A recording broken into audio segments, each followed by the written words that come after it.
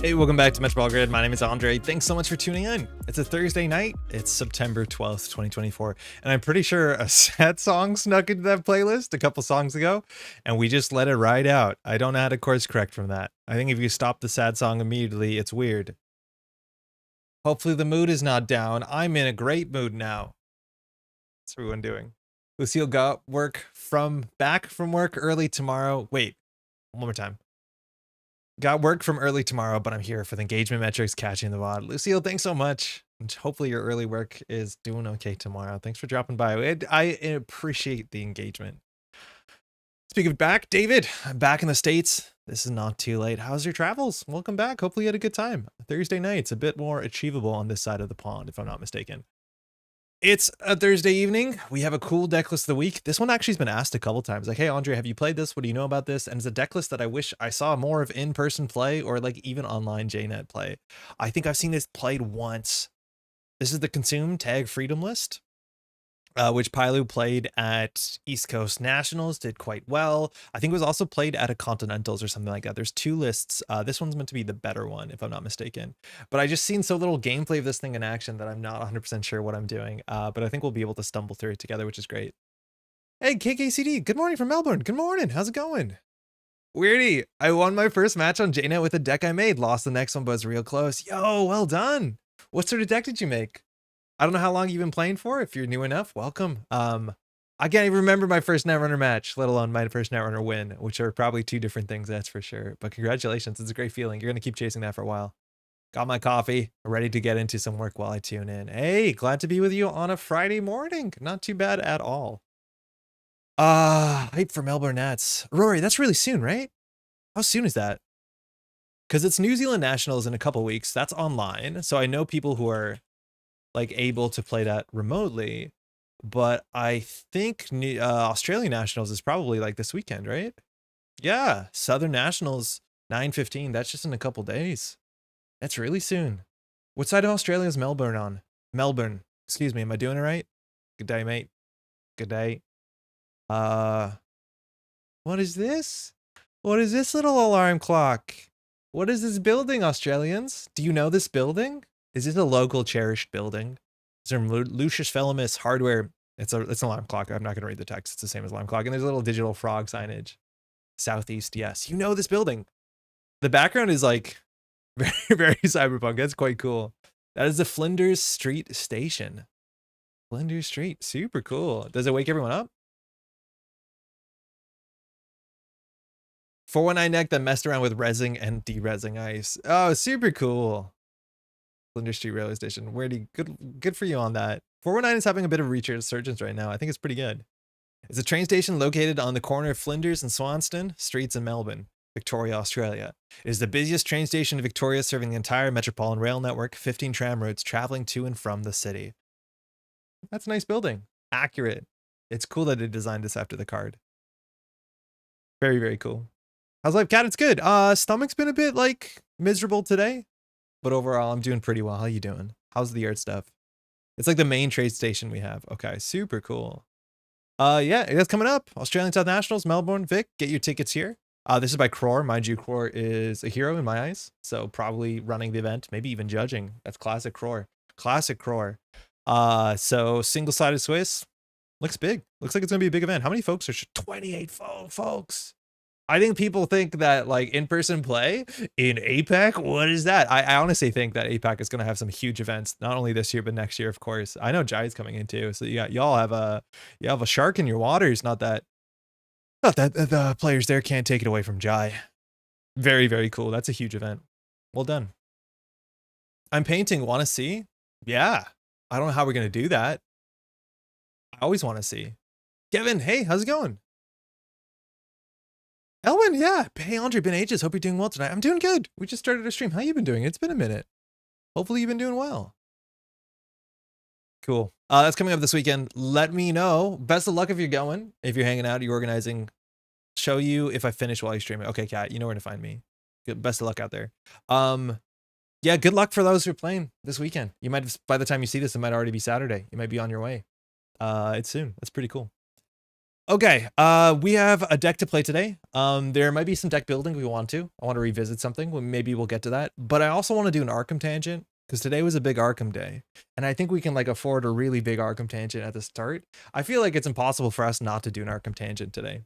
How's everyone feeling about an Arkham Tangent? I'm not sure, like, I feel like the early crowd is actually an Arkham crowd on a Thursday night. I think there is.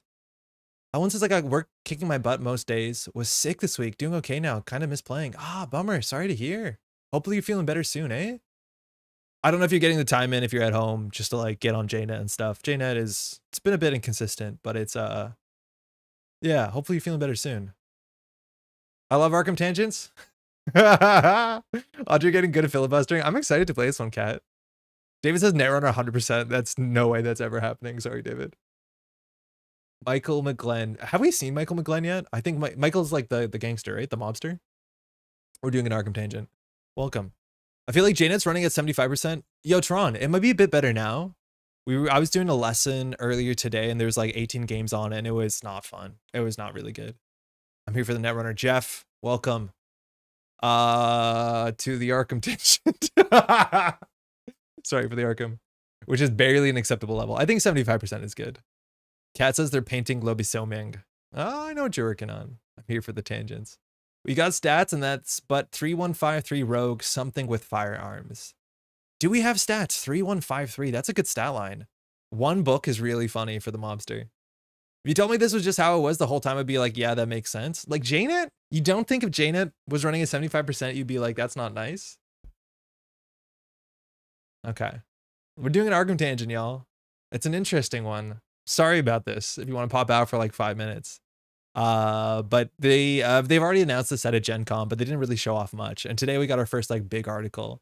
And it's quite big. It's quite interesting. And there's actually came for the Netrunner, stay for the tangents. Revanchist, welcome, thank you. It's a really interesting article because the way that it's formatted, it's like shrouded in mystery, which is very, very strange. So we're going to read through this together a bit. We'll get to talk about some Arkham stuff. There's a lot of interesting stuff here. And I think one of the problems with like Fantasy Flight games in the era of 2022, 2023 is they don't consistently put out products. It's a bummer for a bunch of reasons, like getting products in Canada. No, like you get them 4 months late, but they've kind of been in a slump and they keep saying like, hey, we'll be back on schedule. We'll get to a closer schedule. 2025 will be better. And I'd hope to see it. But we used to be in a world where we got like 2 Arkham sets a year. We are lucky if we get 1. So this is not coming out this year. This is coming out early next year, which means we basically get 1 Arkham product a year, like major product, which is a bit of a bummer, but we'll get back to that. Okay. So it keeps saying this thing was meant to be one last job. That term comes up a lot across this article. I don't know why. And the behest of the shadowy antiquarian Randall Tillinghast, who presents themselves with an offer they can't refuse. Our investigators travel to the South Pacific in the vast alien city of Riley. However, the more they explore, the more terrors they discover, and as a looming sense of dread grows, they find themselves and all of Arkham faced with a colossal threat. I'm not going to read too much of the narrative stuff. I'm going to focus just on the cards. To some extent, I misread or unread the articles. Like I underread the articles and stuff slips by. So let me know if it doesn't. But there is one sentence here that I think is incredibly interesting in a way that nobody can answer. And it's this sentence. Well, sentences. As always, you will only find player cards within the investigator expansion, while all the scenario and campaign content is contained within the campaign expansion.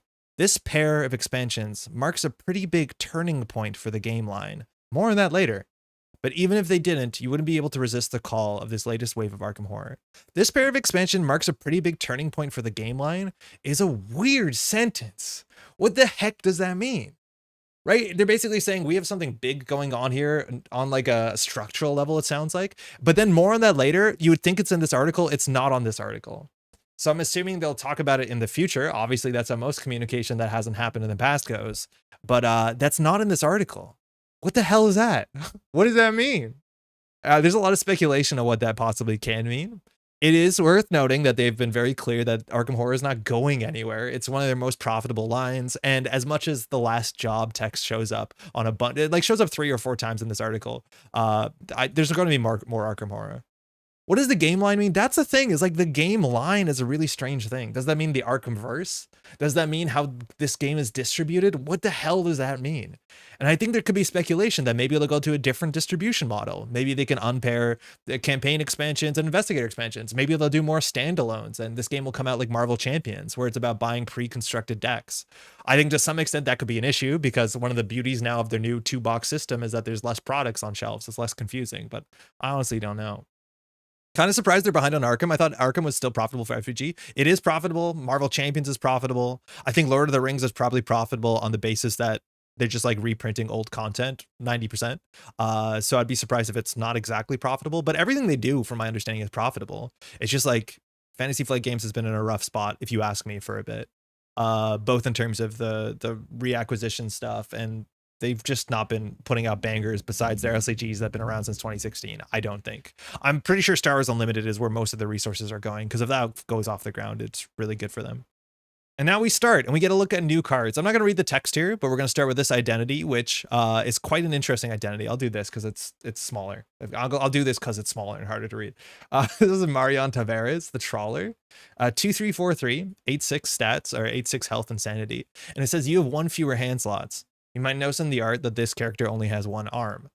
After you play an event during your turn, as a reaction, you draw a card. Then you may play a different event. Limit once per round. That is a sick ability. Elder Sign effect +1, search the top 3 cards of your deck for an event, draw it, shuffle your deck. A really, really good ability as well. We'll come back to this one, but overall, this is pretty exciting. I think one of the problems right now when you're playing Arkham, when you're playing a Guardian, is that Guardian is probably the most boring class to play. Because so many Guardian builds are just like, put down your big hammer, put down your big knife or whatever, and your turn is just move, attack, attack. What's your next turn? Move, attack, attack. Next turn, engage, attack, attack. And so the last Arkham Investigator that was somewhat like this, which is weird how the overlap works, was Nathaniel Cho. And Nathaniel Cho was a boxer. And so while he technically, you could put guns in his deck, his whole thing was also about largely playing events. And it's just such a more interesting and fun way to build that is not first order optimal in most Arkham decks unless you have an ability that supports it. So he says whenever you deal damage to an enemy by an event, deal 1 more damage. And then he has this whole set that basically says whenever he defeats something, he can look at the top 6 cards of his deck, top 9 cards of a deck, and get another event. And he plays this like event-based damage deck. And while it has downsides, because it can't really do big sustained damage, it does like punching damage, you know, kind of how it works. It was not great against bosses, but it was like the most fun way to play Guardian. And so I am 100% stoked for a Guardian that is probably aggressive and probably interesting the way that her play patterns work. I think that's really, really cool. I'm not sure if this character is totally new. She's definitely not from the old FFG games. I'm not sure if this character shows up. There's a chance that she might show up in Unfathomable, because Unfathomable had a bunch of nautical characters that were new for that property. I don't know if they reused the art, but this might be a new character entirely.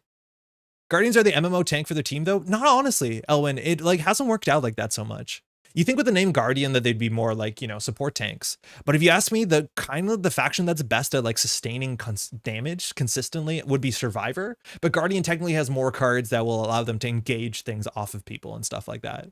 But overall, the sort of like ideal of making a Guardian that soaks damage for everyone is actually doesn't really exist in the game in a way that works, which is a bit of a bummer. So the term is Guardian, but you could honestly call it Fighter, and people would be like, oh yeah, as much as there are some Guardians that are not damage dealing people like butlers and psychologists, they're still technically called Guardians.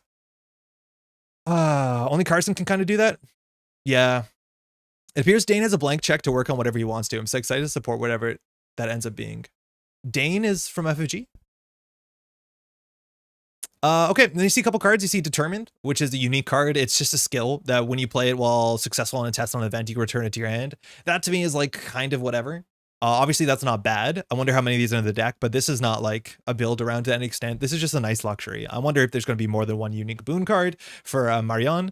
And then you have 2 other things. You have Ready for Anything, which is just a new event that shows up in the deck. And the cool thing about this is that it allows you to play events at weird timings, because you can play event whenever you want, after you play an event during your turn. So that means if you play a fast event, you generate 2 actions, and it means you can do a lot of weird click compression stuff. Like, it's really cool because it seems like a good ability, but also seems like an ability that opens up deck building, allows you to play some strange events that are not probably optimal and do some cool stuff. This event is just fine.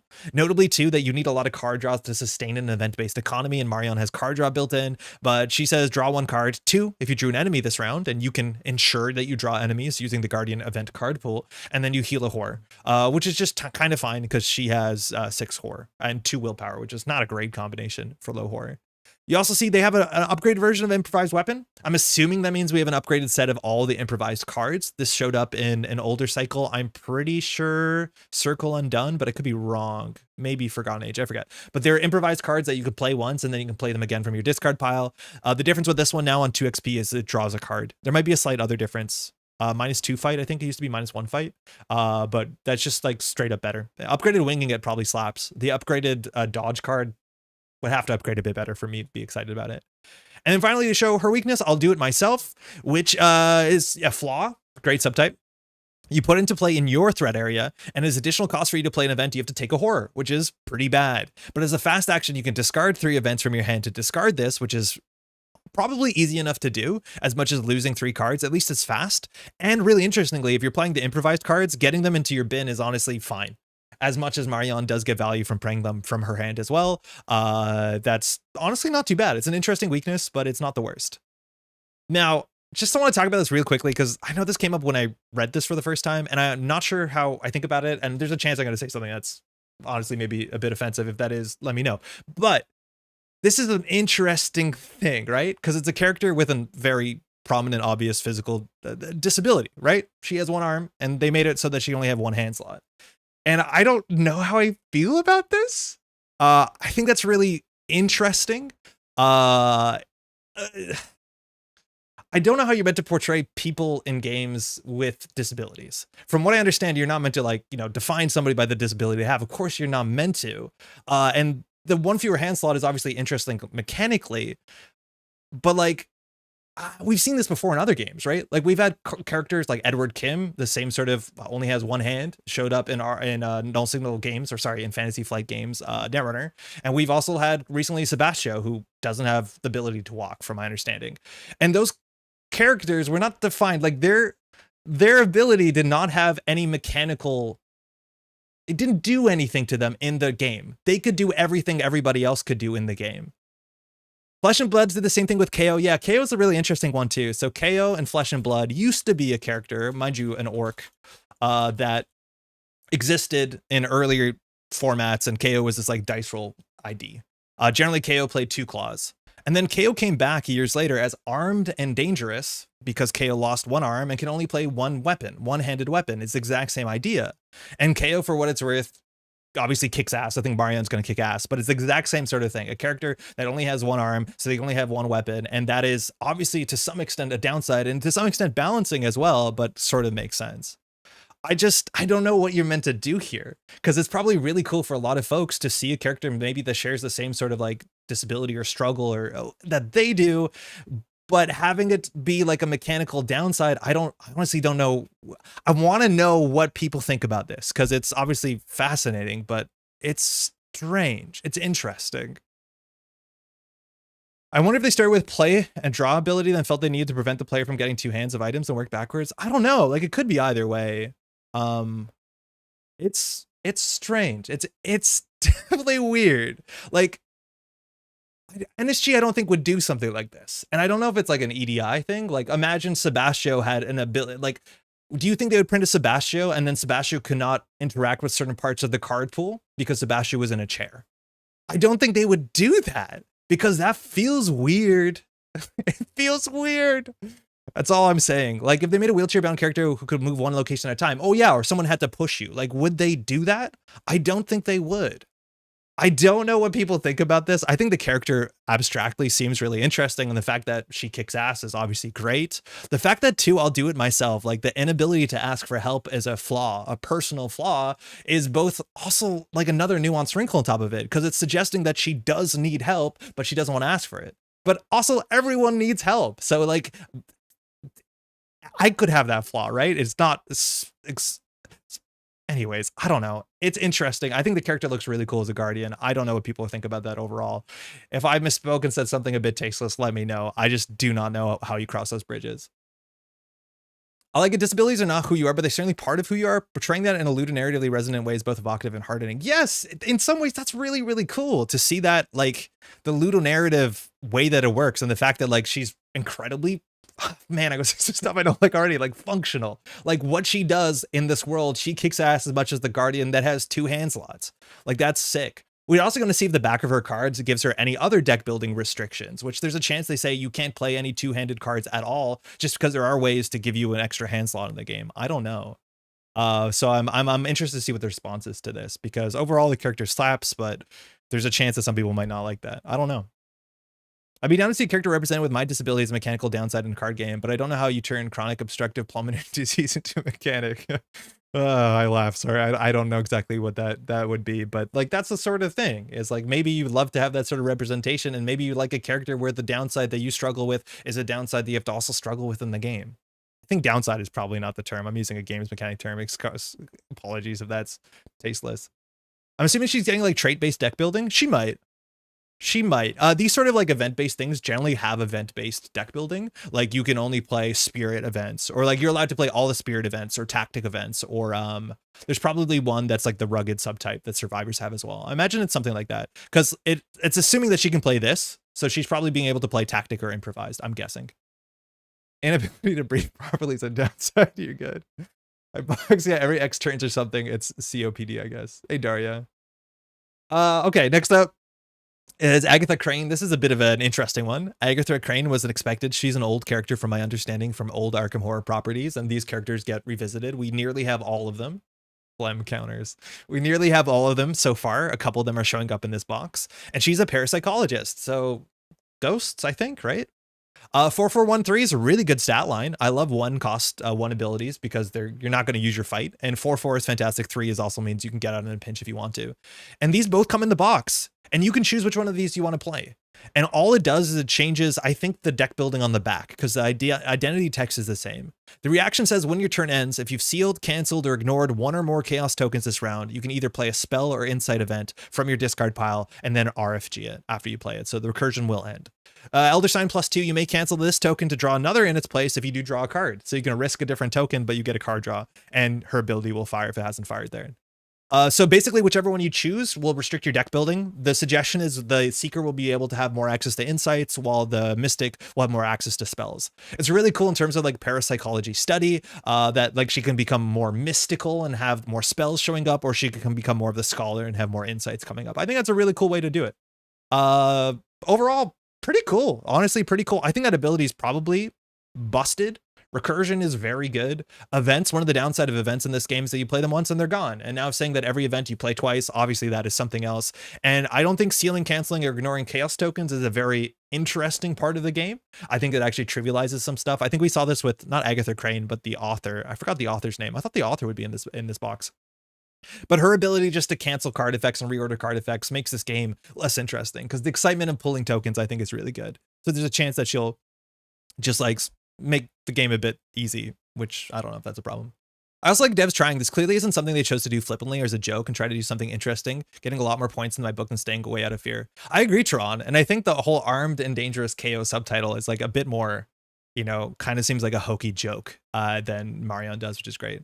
Gloria is also in the box. Okay, so she's the real Mystic. Oh, that's really cool. That's very interesting. We've never seen anything like that. I'm hoping that the 2 decks are actually very, very different. I'm hoping that one of them is not just like the canonically correct way to do it. And the other is the front side's exact same. The only thing the front side is different is you get to appreciate how good the FFG framing is and how there's subtle difference in the FFG framing.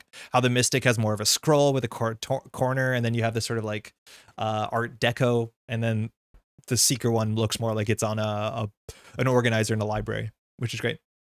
You guys see a couple cards. This one's a bit misprinted. It's meant, oh, they corrected it. This originally came out with no 3 in the corner. It's Ocula Obscura. It takes up a slot, accessory slot. This is her unique card, and this card is just super cracked. A reaction: after you succeed a skill test, if no tokens are sealed here, you can choose to seal a non-symbol token revealed during the test on this. And then forced, when you would reveal a token from the chaos bag, resolve the token sealed here instead. So you can basically just see what number your next text is going to be at. Seems good. Seems really, really good. It's just really damn good. Like, I don't know what to say about that. This is what I mean. And also, obviously, this fires her ability because you're sealing a token, technically. So just incredibly cracked. I don't know. Just very good. Like, shit. That art makes me laugh. This art is like very funny to me. It is through like the lens. You get to see the distortion, like her looking back on herself. I think it's great. I don't play Arkham. I can tell that's Busto. It's a very good ability. You get to see a couple other cards here. You have Correlate all its contents. I'm not super sold on this, but I'm actually not one to know about charge-based synergy decks.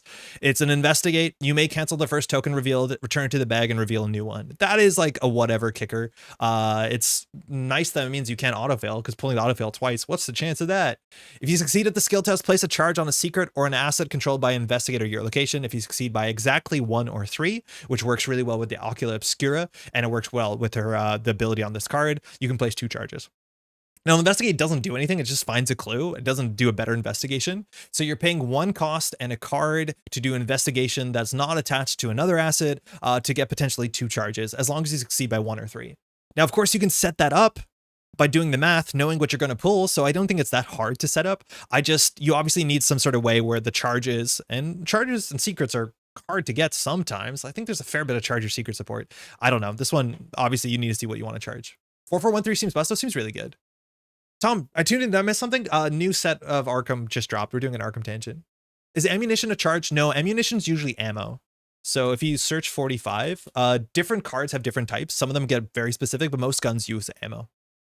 But charges show up on a bunch of weird stuff.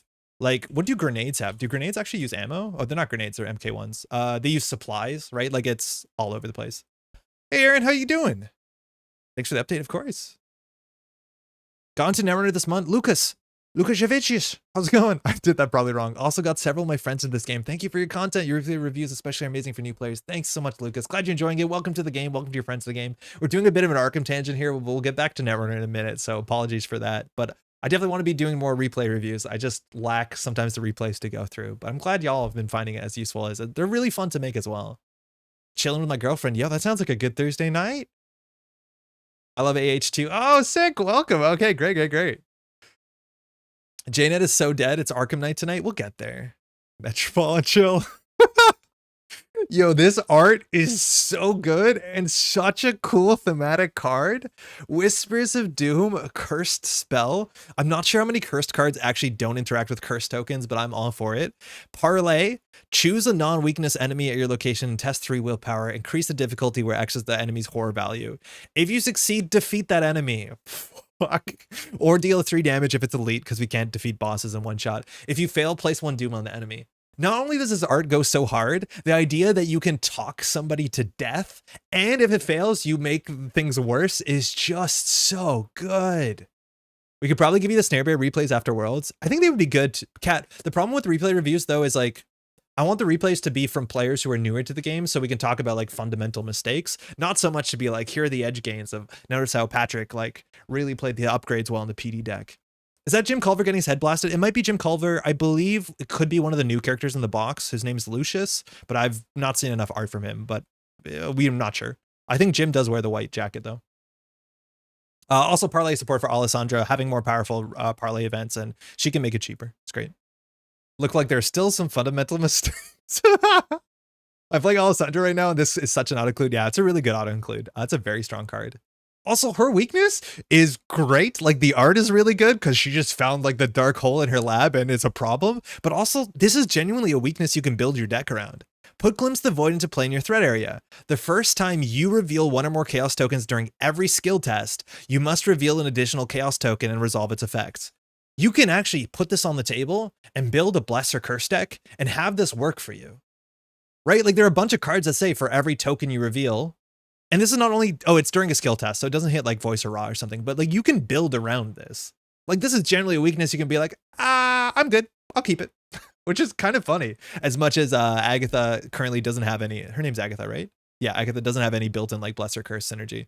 The art is funny. The big orb just sneaking up in her lab and she's underneath it is also really, really goofy. Seems better for regular mystics than Alessandra. Passing will test isn't trivial. Oh, Whispers of Doom it is? Oh, no, Alessandra with Coat. She makes this really easy. And then you can play the skill cards that boost you during parlay tests. I think it's relatively easy. Because for Alessandra, this is usually like a 2 or 3 difficulty test. And then you just boost into it a bit. 3 is expensive. It is very expensive. This on 3 is expensive. There's also ways to make parlay cards cheaper, but Spectral Razor you pay for 2 and you're happy about it, and it does 3 damage. And an Engage. Parlay also works without Engage. So Parlay beats Aloof, it beats Elusive. I think 3 for this is slightly more expensive than Spectral Razor, but very quite fair. If only Rogues had a lot of money. Yeah, I'm pretty sure you can play this in what's her name? In Safina, right? Double. Kill 2 things. Okay, this is another really cool thing. Again, this article is like stacked. The next thing they talk about is specialist cards. And when you play Arkham, you might notice there's this little subtype here. This is actually not dissimilar to Netrunner, where this Agatha has the Miskatonic and Scholar subtype. Those types have no mechanics text. Just like the fact that Cyborg, Gmod, Natural, Division have no text advantage. There's no card stuff. And for what it's worth, Netrunner went really, really long without those subtypes mattering. In fact, if I'm not mistaken, DJ Fenris was the first ever card that cared about the subtypes on runner identities, and that took literally Fantasy Flight Games 6 years to get there. That's really cool. And now these subtypes in Arkham only matter sometimes slightly. Sometimes you're reading through a campaign and it'll be like, if there's a so-and-so, if there's a Wayfarer, you can read this little blurb. Or like if someone's a mystic, they can look at this thing and then you read a small paragraph that has no gameplay relevance, but it's sometimes nice. Or if there's an actress, you start in a different room, right? Like sometimes that happens. Dream Eaters did it. Yeah, Dream Eaters, you could choose which dream you saw and they had slight mechanical outcomes, but like it's never mattered within the game of Arkham. And now they matter. So they're basically coming out with a bunch of cards that are locked behind having traits. The formatting is slightly different. So the first one they show here is Library Pass. There's like a little gold embossed circle around the cost. So that's kind of to tell you that this is a specialist card. And then obviously it opens with Miskatonic Scholar deck only. So you have to be one of those two. You don't have to be both of them. Limit 1 per deck. This thing costs 2. It takes up no slots as an asset, and it says fast during your turn. If there's no asset attached to Library Pass, spend a resource. Attach a tome asset from your hand to this card. Attached asset takes up no slots. You can limit 1 attached asset. And then forced, when your turn ends, you have to return the book to the library. So you can fast out an asset for only 1 cost. You can do whatever the asset does, tome asset, mind you. And then at the end of the turn, it goes to the bottom of your deck. I didn't like this card when I saw it, and then I like you're like, that's a problem. Yeah, Scroll of Secrets. That's what I want to search. There's like a really common card that you can play in Seeker and in Mystic called Scroll of Secrets. And this card is currently tabooed. So this action arrow is actually a fast ability. So this costs nothing. And it says, look at the bottom of your deck. You can draw it. I don't see any way that this is not going to be really annoying and repetitive and boring, but this thing has 3 secrets, so you can fast draw the card from your bottom of the deck, you can fast attach it to Library Pass, and then you can play the most busted tome you can possibly imagine, like Necronomicon is obviously the big thing that comes up, and then just like fuck shit up, just empty the Necronomicon and then just do it over and over again. That doesn't seem interesting. It seems really powerful. I think the ability to like make books cool is something that the game has spent a lot of time on. Tomes are like have a lot more support than, it feels like tomes have more successful support than guns do in Arkham, but that's its own problem. But yeah, I don't see how that's not going to be an issue at some point. Other cards they show, True Awakening. It's like a Deuce's Wild. Blessed Chosen Drifter. That's a really fun combination of things to play. It costs 2. It's an event, so you can, I'm assuming, play this in, I'm pretty sure Marion is at least a Drifter, right?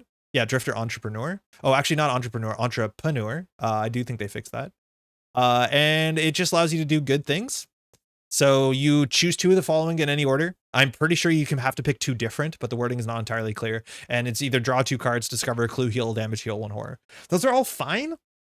My suspicion is that this card is too, like generally when you're upgrading an Arkham deck, for those who don't know, when you play Arkham, you go through, if you're playing a campaign, you go through a scenario, and at the end of the scenario, you get some amount of experience based off of how well you did in the outcome of certain things. And then you can upgrade your deck, and certain cards are worth experience. This card's worth 2 experience. That's why it has 2 dots in the top left corner. And you permanently can take a card out of your deck, put a card into your deck, and spending that experience. So generally, decks start at 0 XP, and at the end of the campaign, you might be on like 30 experience. And so you want to spend experience. Classically in Arkham, a lot of your upgrades that you do early on are not these sort of upgrades. This is like quintessentially, it feels like, unless your deck can really make good use out of it, like Marion can make really good use out of this, where she functionally plays it clicklessly, using her reaction ability, is that this is the sort of card that you put in once you've done everything else. It's like, oh, I have extra experience. What do I do? Play a True Awakening. I think you'd really need to build around here. Like you have to get some benefit off of healing damage or horror. So I'm not sure if the doctor can play this. I don't think he can. I'm not sure if the parapsychologist can play this. I don't think she can. But overall, it's like nice. I just don't know if I'd spend 2 to 4 influence on these when I can sooner take more pivotal cards to make my deck better.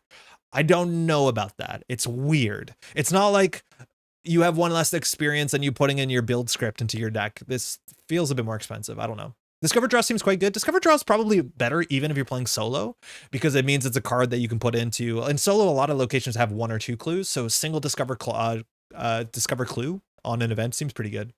Similar to 46 Card Syndrome, it's kind of like that. Yeah, even some decks like will struggle to get slots for this, but at least it's draw 2. Cho can't play it. Oh fuck, Cho can't play it. Joe's not blessed. What's Cho? Yeah, shit. There's a couple that can't play this probably. Drifter's like 80% of the survival pool. Yeah, they do. And they don't need the healing so much. So I don't know. It's a weird card. It's like one of the obviously like finest cards. I just don't know how you'll see it. And then some of them get even stranger, like Archibald McVeigh, who's 5 experience. Like what? Maybe there's going to be a card that reduces the experience of like getting these specialist cards, but that would be pretty wild. Cost 4. That's a lot. It has 2 icons, which whatever. Assistance, Reporter, and Scholar. Those are fun. It comes in with 4 secrets. It gives you +1 book, which is okay. 2/3 stats is good. And then it says you can use secrets on assets you control to be spent as resources to pay for insight events. So functionally, if you bring this down and just play insight events in like Agatha, it's a 0 cost 2/3 that gives you +1 book, which is not worth 5 influence, like 5 experience. That's so strange. Slobber, we're on an Arkham Tangent. We're like 75% through. There's a big article today that we're talking about. JNet's cloud flaring. Oh, Robert, are they updating JNet? Because then we picked perfect time for this. I don't get this. Now, there's a lot of decks in Arkham that are like busted based off of secrets, because secrets I think are one of the not rarest but most powerful limited resources. But there are a bunch of ways that you can like make and move secrets in the Arkham games that I haven't played with, but I know are worth pursuing. Like this is Ariadne's Twine. Secrets on Ariadne's Twine can be spent as if they were on any asset controlled by an investigator at your location, and you exhaust the twine to move a secret from an asset you control to a resource pool or as a resource as a secret. So like clearly this card sees some amount of play in some busted combo decks. So I'm assuming for that reason, Archibald is worth something because it comes in with 4 secrets. I don't think you actually use the text on Archibald. You just use 4 secrets. It's secrets on all assets, not him. Yeah, totally. But like, I don't think that that's good. Maybe that is good. But like we have cards that do things like that, right? Like I keep coming back to these and we'll come back to these in a second. If we do this, like this is a card nobody plays. It gives you 2 credits every turn for insight events.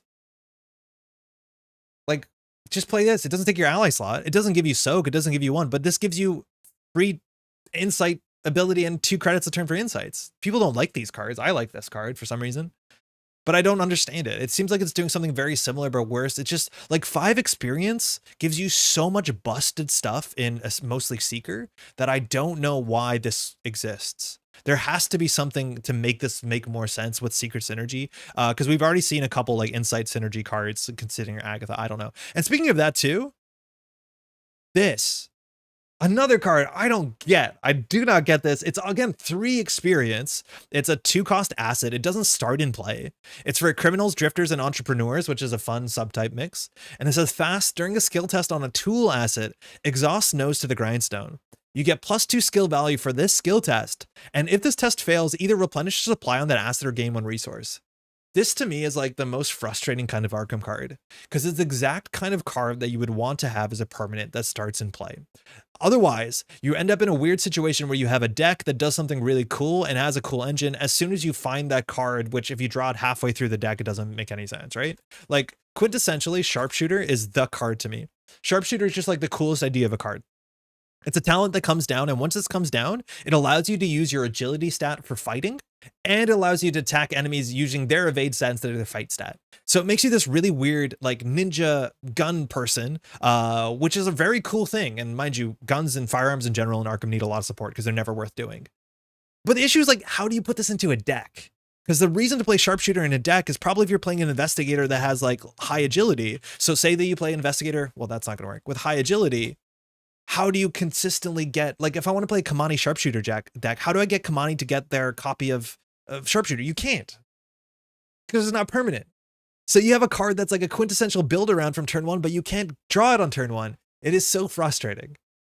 And then this card is like kind of like that, because it's something you want in a tool deck as soon as possible, because as later you draw this, the worse it is, and you spend 3 experience on it, but it's only good early. And then on top of that, we have Crafty. Crafty's the same card, but maybe better. I think there's a chance that the tool Wilson can't play Crafty. I think Wilson might not be able to play Crafty, which seems like a total crime. I think that might be the problem. But also on top of that, how many tools are there currently in the format that use supplies? There's like 3 tools that use supplies and none of them make sense. So I'm assuming we'll see more tools that use supplies, but like the tools that use supplies are like thieves kits, flashlights. The chainsaw doesn't really matter because it says replenish. It doesn't say add. So you can't over replenish the chainsaw as much as failing with the chainsaw. Technically there's a build that wants to do that, but all of these things like refilling your fingerprint kit. Is that what you're really doing with this? You're getting +4 and then failing?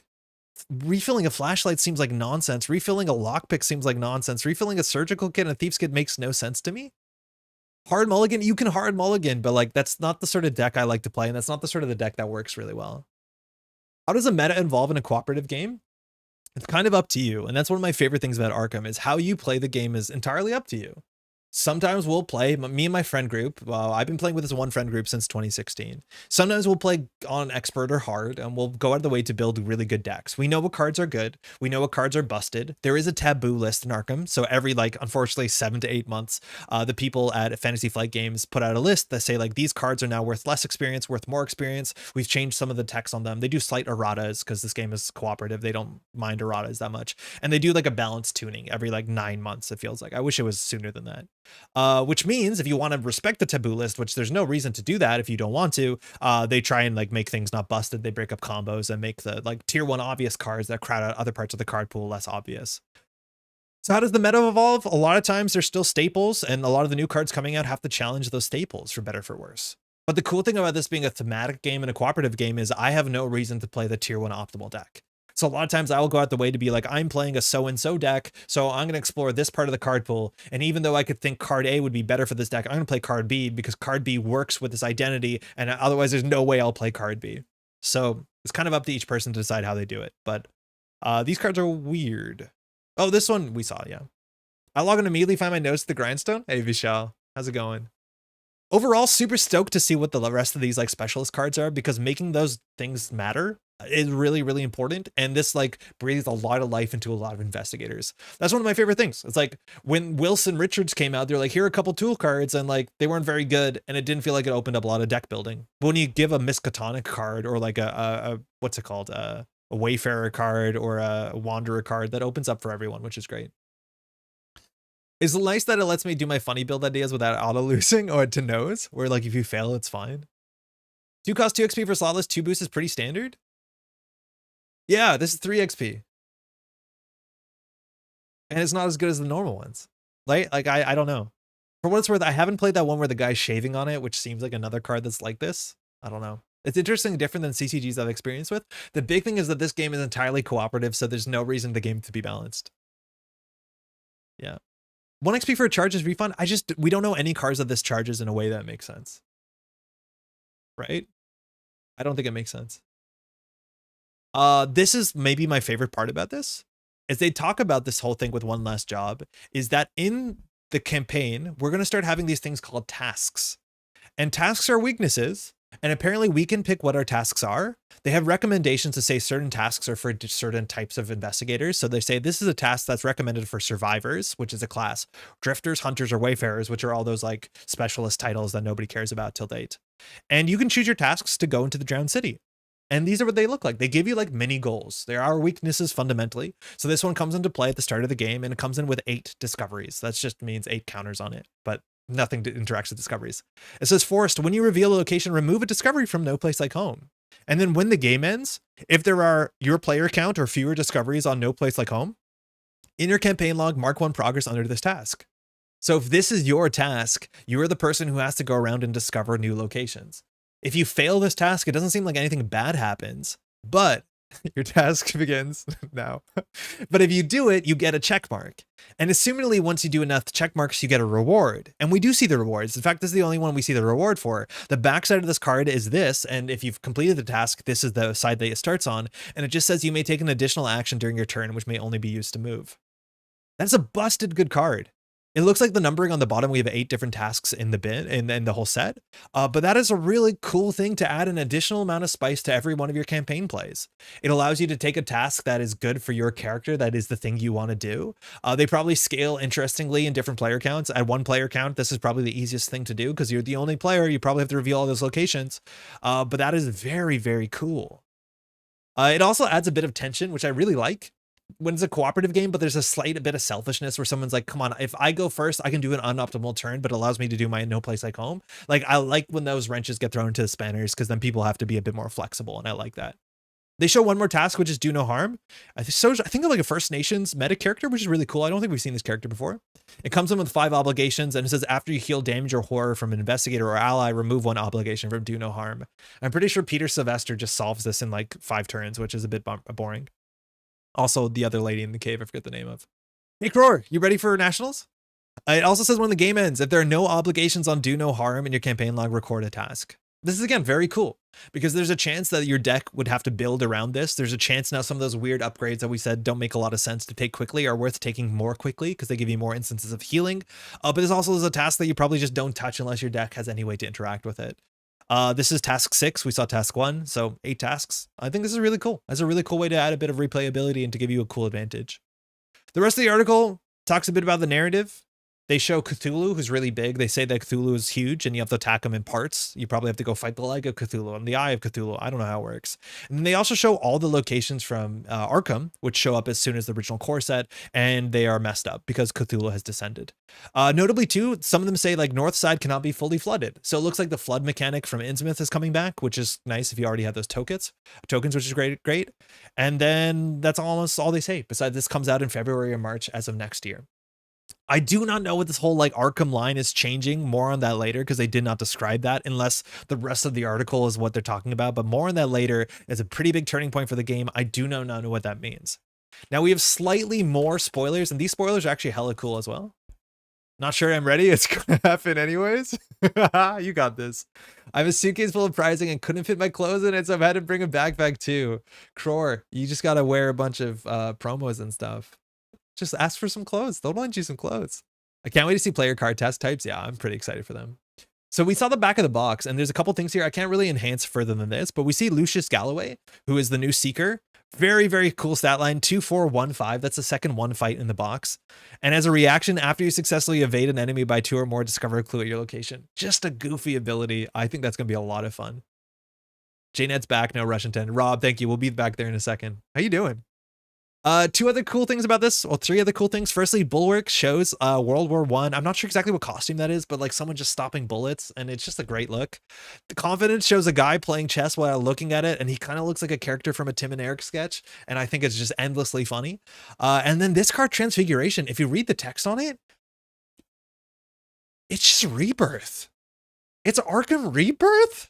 Which Rebirth was like a very divisive and very powerful card, but like blows open deck building. Or by blows open deck building, it means like people play Omar a lot. I think people love Rebirth for so many reasons. Firstly, like this sort of the narrative and like the idea, the narrative representation of like changing yourself, becoming somebody else. I think that hits home for a lot of people. That's really, really cool. And it looks like if we read the text on this card in the bottom right corner, we can piece it together. It seems to say, the investigator card from your, I'm assuming, collection at the end of the game, treat the investigator card as if it were your card using it instead, including its traits, abilities, and Elder Sign. Remove this from the game. It looks like it is a Rebirth, which is just hella cool. Posting under my full name because YouTube accounts are weird. He was posting? Hey, was posting. Oh, maybe I missed your name before. Did I see a Rob? I don't think I saw a Rob. Oh, you're Rob. I see the Rob. Got it. Anyways, that's sick. That's really, really sick. Oh, we can enhance. What the hell? Huge enhance too. So we get to see some of those cards in closer view. Anyway, so far things look good. I do not know what the change to the line is. I think that's very interesting. But overall, obviously we don't get Arkham news pretty consistently. Apparently JNet's back. So this was a tangent that made sense. But we're back. Anyways, looks good. Excited for Arkham. Cool to get a Drowned City update. Excited to see more cards. I think the investigator I'm most excited to see is the mobster, because I think right now firearms are kind of a bummer in Arkham for like a whole bunch of like fundamental mechanics reasons. And I'm pretty sure we're gonna see just a ton of firearms support, which is cool. It's like firearms are really fun in horror properties, right? Like you got one bullet left. What are you gonna do? The answer is not use guns in the first place.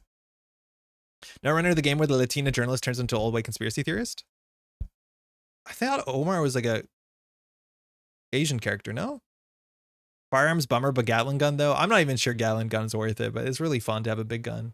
That's for sure. Okay.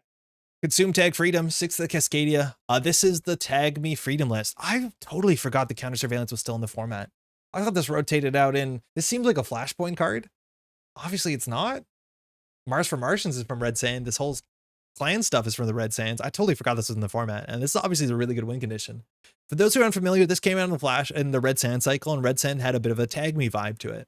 This card's really powerful. It's just trash this and spend a click to run any server. That's a really funny text. It should probably say R&D. If successful instead of, or HQ. If successful, instead of breaching the attack server, pay X credits if able, where X is equal to the number of tags you have. If you do, choose a number less than or equal to X. Access that many cards in the root of the attacked server. The idea is that if you take 6 tags, 14 tags, 24 tags, and then you have 24 credits and you run R&D and successful, and you don't have to spend the money till right before you're going to access. So it's not like you lose it if the run's unsuccessful. You lose the counter surveillance. You see their whole R&D and you win the game. And there's a bunch of decks back in the day that were tag me decks that would want to do that. Now, 100%, one of the problems back in the day was, and this is maybe a bit funny to see now for those who don't know, this card also came out in the same set. I think this is the second card in the set that was like infinite scaling, 0 cost, uninteractable econ piece that got banned out. I think Mass Comms is from Red Sands, but I might be wrong. Maybe Mass Comms is Katara. It says play only as your first click, draw 1 card for each installed clan resource. That sometimes you drew a card, and then gain a credit for each tag you have. Do you see the combo? Do you have 16 tags? Oh, I have 16 credits. I'll run R&D and see 16. Tag me was a monster on different angles, and Mars for Martians counter surveillance tag me just kind of sucked for a while. Liza Talking Thunder breathed life back into it. I think Mars for Martians had already been banned by that time, but it was just like, okay, I see how I lose. You can use the pick and choose accesses to avoid Hendrick, for example, on remotes. Yeah, and you can use it to like, what's it called? That one where you, the criminal card that you dodge ice. Andre, Cecilia's obsessed with your stash, and I'm not so about the Thanks, Rob. I don't know what I'm doing. I'm at the point where it's getting too long that I need to do something about it, but I've never been trained how to deal with a mustache. So I'm just hoping it solves itself, I'll be honest. It's really funny that's any server because you could CS archives versus IG and only access a few cards. Oh shit, that's also what Crow is saying. So the idea is that you could run archives and just touch 3 cards. The reason why I think that's really funny is what people learned is that you could like run a remote server with 1 ice and then slipstream onto R&D. It was probably behind a border control that the corporation was expecting to res, and that was another way to cheat between like a 4 or 5 ice remote server. It's full Tom Selleck. I think I look how like my dad did when he was this age. And in context, my dad was a Yugoslavian immigrant at this age in the 80s. So I'm kind of reliving the best of his. Does that cause archives to get flipped? I think so. I forget what step that you flip cards in archives. I think it's just like after breach, but before access. Probably, but I have to look into it, Tron. I'm not 100% sure. Cror would know. You're going to get to the point where you control the hands. I already can, and I already do sometimes. Like when I'm sitting here and I'm on my idle animation, as I do this as my idle animation. I don't want to like wax them or anything, but it does happen, unfortunately. So this deck is really cool because it's Freedom. For those who don't know, Freedom almost won Worlds 1 year. Freedom is a very good ability. I was convinced Freedom won Worlds once, but it was just a Hoshiko deck. Jokes on us. And it's one of those access paid abilities. Those are really rare. And you can spend X virus counters to trash a non-agenda card you're accessing, paying X virus counters. I really like abilities like this that force you to reevaluate your tools. We looked at a couple Arkham cards that want to use secrets in weird ways, and we were like, I don't get it. But this is really great because anytime that you have a virus generator, like just a leech or a fermenter, you're basically accruing these counters. And then anytime that you hit a central server or a remote server, it just is like a massive payoff that you can trash things for free. Why need an imp when every card is an imp? Notably too, when Freedom came out for a while, Freedom was like very good because we had a lot of cards, and we still have a lot of cards that have higher trash costs than res costs. The worst case scenario back in the day was this thing called Mumbed Virtual Tour. That was an upgrade that said when the runner accesses this, they have to trash it, and it costs 5 to trash. However, when Freedom touches this, Freedom trashes it for 0. And so many of the assets back in the day, and still to some extent, there's cards that have, you know, would you rather trash Wage Workers for 2 virus counters or 4 real credits? Would you rather trash Arella Salvatore? What's like the worst? What's the worst example right now in the standard format? Anything that costs 0. Like, would you rather trash Arella for 5 or 2 virus counters? And that's the sort of thing. Hey, Eris, good morning. Corwin, no. Meanwhile, me madly looking through the CR. Did you pack it? Andre moving closer to becoming a turn of the century villain very soon. That's really cool. We have Hot Pursuit, which is one of the coolest econ cards in the whole game. This is meant to be a downside, taking the tag, but if you never clear the tag, who cares? That's a very powerful ability for sure.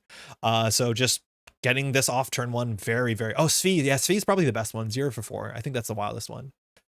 Re-CS Archives. It's part of the Breach that flips Archives, and CS replaces Breach. So you wouldn't even flip the cards? What the heck? Consume shows up in Freedom lists because it gets counters for trashing stuff. Notably, this is whenever you trash a Corp card, and also Solidarity Badge says whenever you trash a Corp card. It's not a Corp card that you're accessing, which means if we put a little bit of ice destruction in the deck, so we have 2 Aquaceris crews and we have a Chisel, and the deck list write-up says to probably swap a Chisel for Aquaceris crew, and I believe in that. I like Aquaceris crew a lot, as much as it makes the Gachapons worse. And I saw Jeff playing this on stream last week, and every Gachapon he fired totally whiffed, so I'm scared, but that makes sense overall.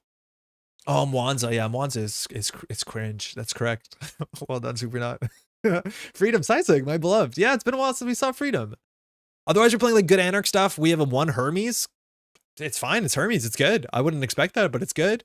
Maybe I don't know if we have the card draw exactly to support like a patchwork. Mind you, there used to be a Freedom console, got banned out in 2 ban lists ago. That was a very powerful card. We have 1 Manuel Achesh Jamura. If we're gonna go tag me, why not? This thing is a bit hard to trash. And then our breakers God of War. God of War doesn't show up in many places consistently. I think the last time I've seen it, I tried to put it in my early Seb lists. It was okay. I think sometimes we saw God of War in Null. Null was his name. Null was his name. That was also playing Tag Me, because with Null, you can reduce ice strength. God of War is not a bad breaker. It places 2 virus counters a turn. It gives you tags, and all of those things are part of our win condition late game, which is get enough tags and go touch stuff with Freedom, which is kind of cool. Mwanza slander is illegal. I'm sorry, Daria. I'm really sorry. I don't like Mwanza. My hunch is Hermes influence would be better spent elsewhere. Yeah, it's hard, right? When it's a 3 influence card that you might not draw, it feels like I want to spend a lot of small 1 influence cards.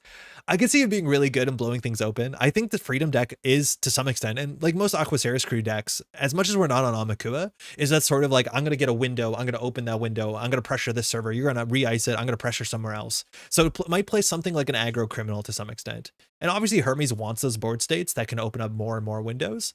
But I could see other things. Yeah, Cat's suggesting Sneak Door. Yeah, we might have an MU problem, especially if we don't install a Hermes, but more pinholes. I like pinhole a heck of a lot, especially when we want to trash cards anyways. I'm just a big pinhole friend in general. 2 strike funds is also very strange. Like, that's a fun number to come up with. We're on 46 cards. But these sort of like weird engine lists always look stranger than they are in practice. I'm pretty sure I'm going to botch this and play it terribly. Obviously, it's pretty good. It probably doesn't have the widest matchup spread. I wish I could see more of this deck in action. I think there's one video up right now on QTM's channel in which Pylo is playing this against, I want to say Chris.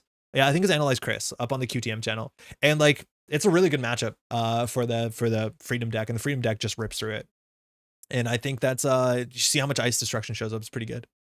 It's a bit wild. There's no survivability cards considering End of Line is a card. So you have Steel Skin, but End of Line doesn't show up in most decks. End of Line often shows up in decks that only have 1 End of Line.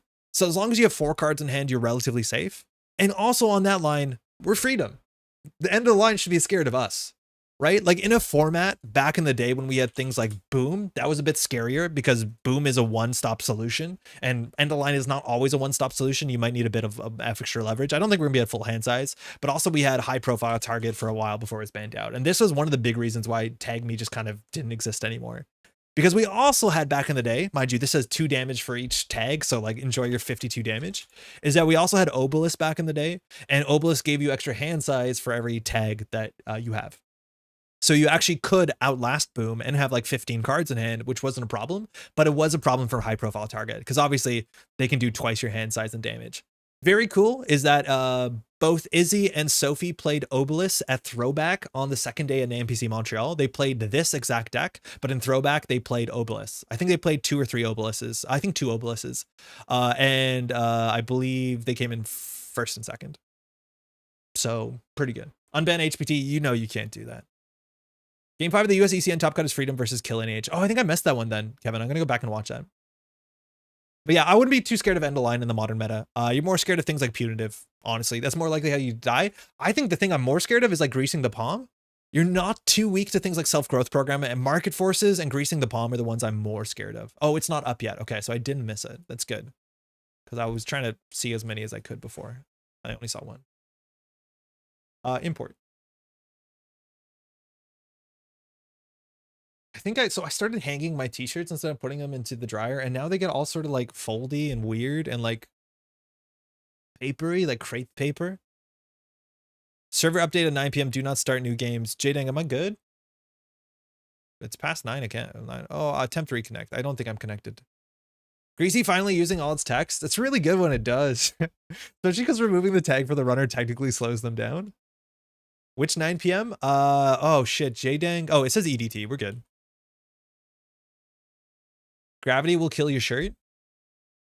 Yeah, but the dryer will too, right? Like, is there no winning? I didn't import the deck. I kind of like those decks. It's kind of like those decks play End of Line, not because they're going to kill you, but because they can't slow you down at all if you're not scared of dying. I think those decks play End of Line because they're going to kill you, but the End of Line decks are often like attached to Mindscaping End of Line. That's going to be a problem for you. Probably. Depends on the order that they draw it. But like those decks also run Gaslight, so they can get it faster than you can deal with if you don't trash Gaslights. Like it gets a bit nuanced, I think. But a lot of times the decks are playing End of Line are because there's some sort of other combo deck, like core damage to End of Line, or like I think the next most common would be Mindscaping to End of Line. You can fight Entropy. I'm gonna damn try. Self-Growth to bounce Obelisk and then boom to discard the Obelisk and then boom again the next turn was very fun. Yeah, I don't know if you like SGP and then you Salem's or something.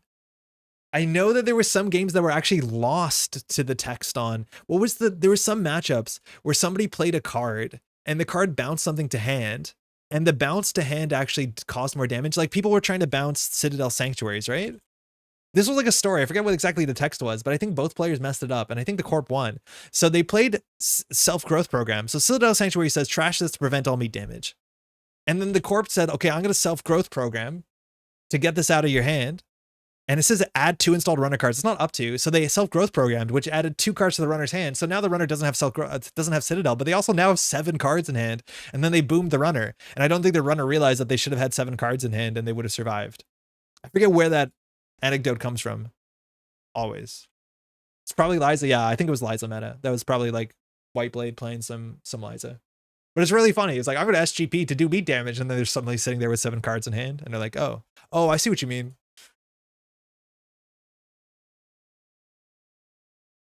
He's asking for a specific matchup. I'd play...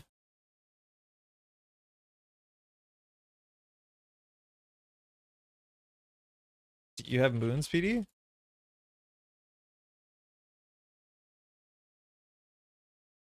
Liza played Fall Guy and wireless net pavilion, so you couldn't trash it. It'll had to bounce. Yeah, that's probably it then.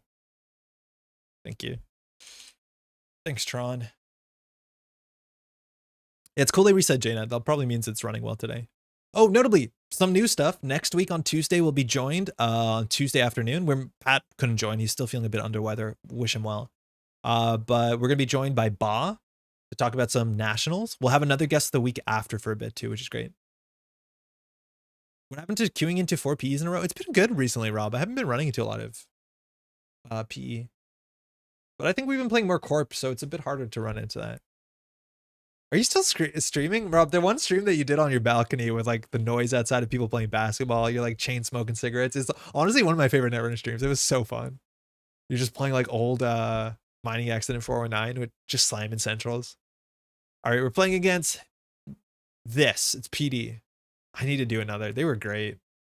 We have raindrops to face check. Devil Charm on its own does nothing. Oh, we forgot to make the one change we wanted to make. We have Leech and we have Price. So we don't have any of our engine pieces. Thank you, you too. And before Energy Prince runner PE just so Andre can't queue into it. Is S a runner PE? It might be.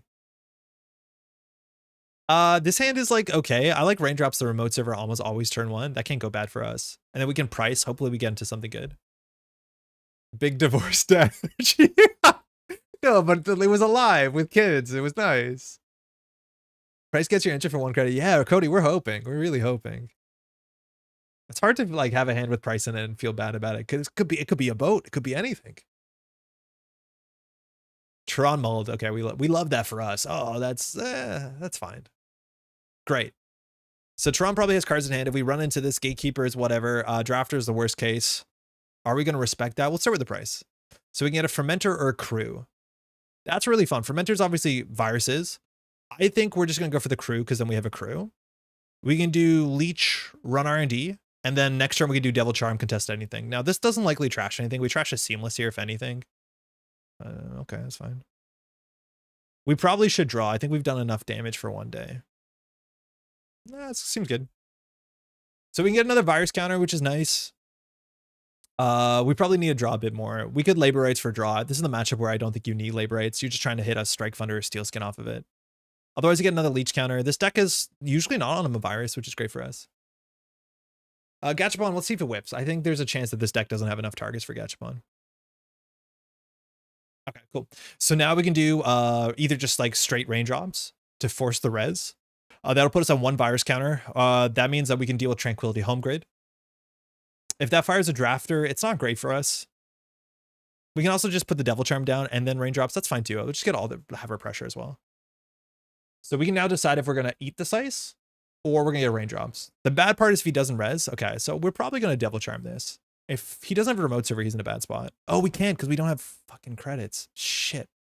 I messed that up. Excuse me. Yeah, 1 credit. Ian, it's fine. We'll make it 0. It'll be fine. It fires. It's no big deal. Should have taken a credit there for sure. Feels bad. Feels pretty bad. It's okay. We only get a Rashida or a Trank here. And we get a raindrops, honestly. Like, who's winning? We wanted the card draw. This is canonically correct. More ice. Crap. So it's a Trank. It's a Rashida. So I don't think we're going to be using our freedom ability this turn. So we'll freedom trash it for 0. We drew into strike from a steel skin. I wish we played labor rights, huh? Gachapon should be a wizard chest. I think it's hard to run 3 times. So I think we'll draw once here. We can pressure HQ. He's actually likely to have an agenda. I think pressuring HQ here actually makes some sense. The problem is we've used our freedom ability. If not, we'd be okay. So we might just steel skin for card draw, install Gachapon. Okay, that's good. We can also pre-install Botulus on this drafter, which functionally destroys it. And I kind of like that. Because next turn it'll have 2 counters on it, and that means he's not safe to push. Ian tunes out of testing games because he's Wawa Tayo and shows up to 1 credit Andre. Ian's always in the wings. I know the team is testing tonight, and I'm out here doing an Arkham Tangent. Okay, so we can get through this very likely. We need to get to 2 credits because we've learned we want to face check into some ice. A gatekeeper is not a problem. A drafter is annoying.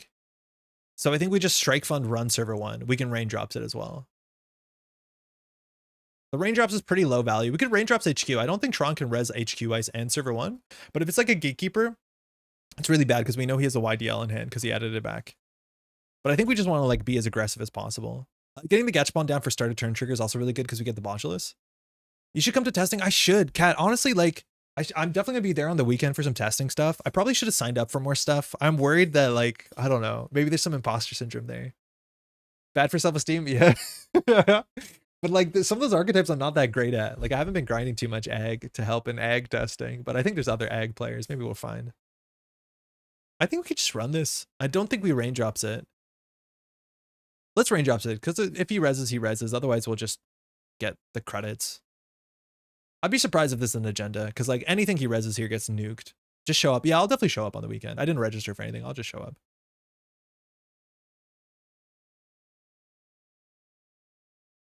The raindrops makes it tough. Yeah, we might want to keep the raindrops for running HQ because the res there is a bit more obvious. I don't think he puts an agenda on this board state.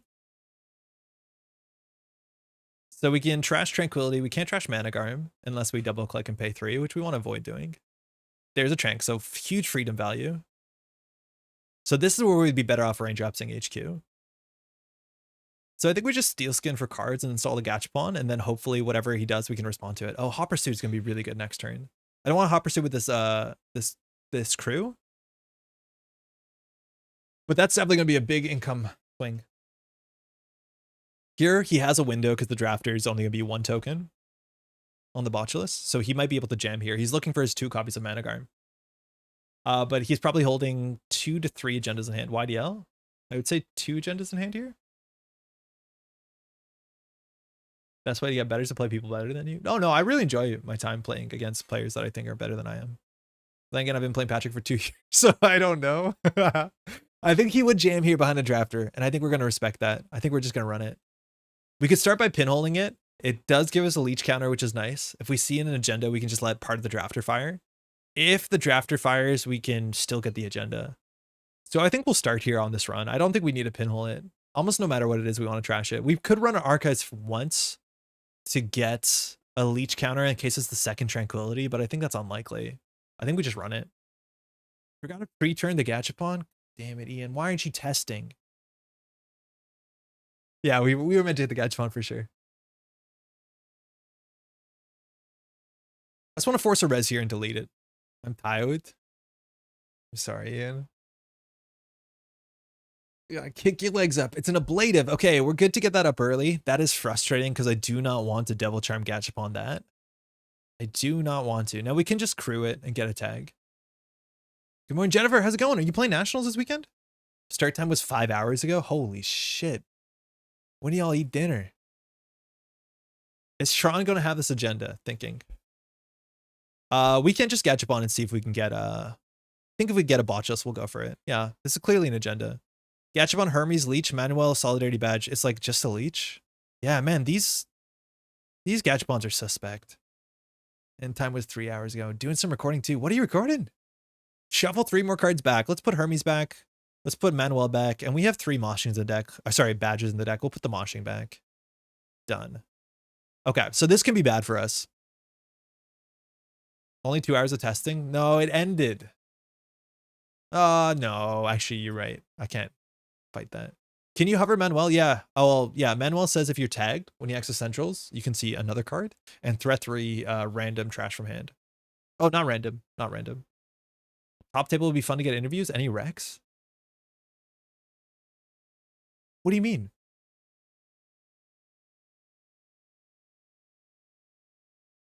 Yeah, Rob, Manuel is fun. I'm bad at new cards. So if we top deck, what can we get that top decks here? Not much. So we can just Hot Pursuit HQ. We'll have 2 leech counters. We can hit a Seamless maybe. That would be the best case. But we might have to use our Devil Charm Aquaceris here. It's a Gatekeeper. Okay. We're not going to let that fire. I think we're just going to eat it. It's maybe not the best use, but I want to get this run in, obviously. So we're kind of committing to it hard. Anyone you want me to put in front of a camera? Oh, I don't know. Obviously, I think people want to watch Jai. But Jennifer, more than ever, I would love it if you can spotlight more Australian players like that folks are not too familiar with. Like, with all due respect, Jai gets enough attention, you know? Gatekeeper. So we can't trash that. So we're just going to go back and try and hit a Seamless. There's probably an agenda in here, too. 4 leech counters. Fuck. What's in the remote server if not a Luminal? Seems good. No freedom, no solidarity badge. We actually could have considered getting the solidarity badge sooner. I'm getting scammed. He does his ability, his subtitle says crypto in it. This makes sense. We could trash the G key. We couldn't there because we had 2 leech counters. Oh, we could with the Botchus, you're right. But I like the Botchus because it's holding down the server. But you're right, we actually could have. Yeah, I don't think it was right, but very easy to forget that your viruses are installed on the corpse cards. Yeah, Rongi, I like the way that Rob said it. Sudden Commandment. Okay. I don't know if Tron can pay 3 here. But we're going to put some pressure on all centrals. This is where we definitely want another Aquaceris crew. The problem is the deck doesn't have that many Aquaceris crews. So our ability to interact is kind of tricky here. Right? Like, we just don't draw into our breaker. You need to turn on Shadow Trojans. Then you wait, is that a Think Roar? I would love Shadow Trojans. Once again, he was slower than me. Yeah, and he's not even Tywin. I don't know what he's doing. He's farther, though. He's much further.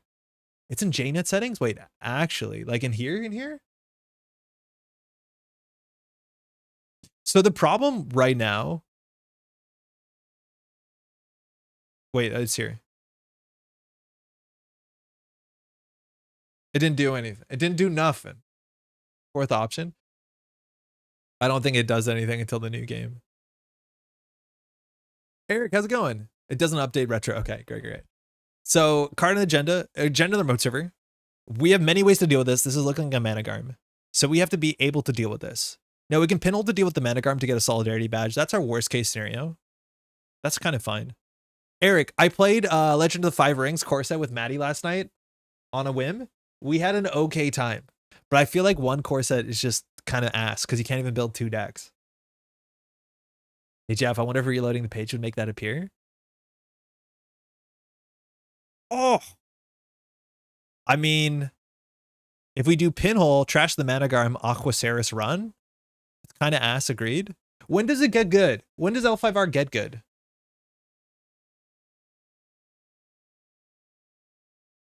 Oh, you had the setup? Crying? I think, well, you weren't on threat. You needed to give it to me. Blowing up a Blade of seems kind of mid. It's not amazing. Oh my god. Disgusting. Yeah, that's sick. Yeah, he had an ablative. He had the greasing. That's incredible. Okay, so if we pinhole archives. No, you're right. Aquacerising the Blade of is a bit mid, but we have a Laborite, so we can at least get our pinholes back in. Or sorry, our things back in. I think we can take this agenda unless it's a 5-3. Which at this point Tron might have to score the 5-3 in hand, but we're trying to do pinhole to deal with the Managarm. Then we do Aquaceris, then we just run it. I think that's fine. We don't have a click for a solidarity badge, which is a bit of a bummer.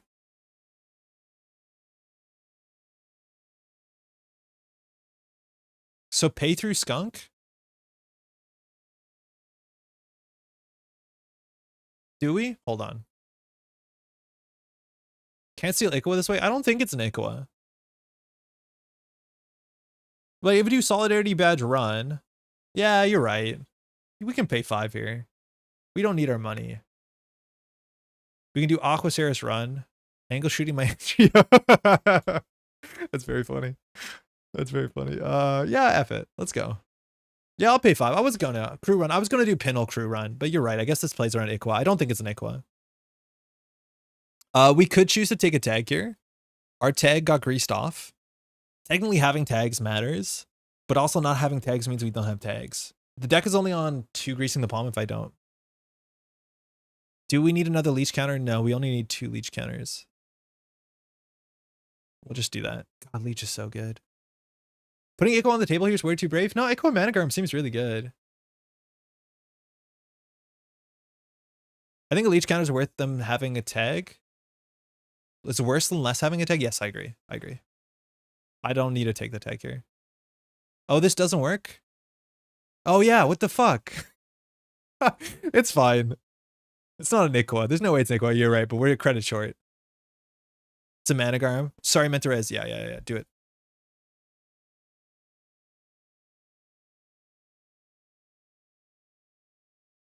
I paid 1 too many credits. Yeah, of course. I didn't even count it because tired Ian is like, I know how to do it. I didn't even do the math. I wish we put the badge down. I'm just going to labor rights here to shuffle in crew. We lost consume. We lost price. That's fine. So I'll do crew. I think crew price. We lost every single fermenter somehow. You have a spare click now? Yeah, but like putting down the badge doesn't do anything. I still have a pinhole. Wait, what do you mean value? I can't, there's nothing to touch. I think we do crew. Probably price.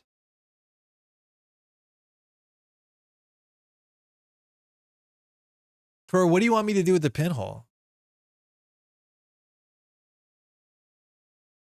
Like in theory, we could have left the left the Managarm. That might have been okay because we can just pinhole badge it. Freedom's too complicated. It's not that bad. It's easier on jnet because it's just like spend viruses now, please. Okay, so we have to be able to break 1 ice, which like help. How do we break 1 ice? credit botchless run. I like this deck a lot. I haven't played a lot of it, Eric. I know you played on stream last stream, right? We have no money. We desperately need moshing. But we don't have a lot of way to spend money. Like, price is more money than moshing. Yeah, I think we should do cred run, right? Like, it's not an Iqua.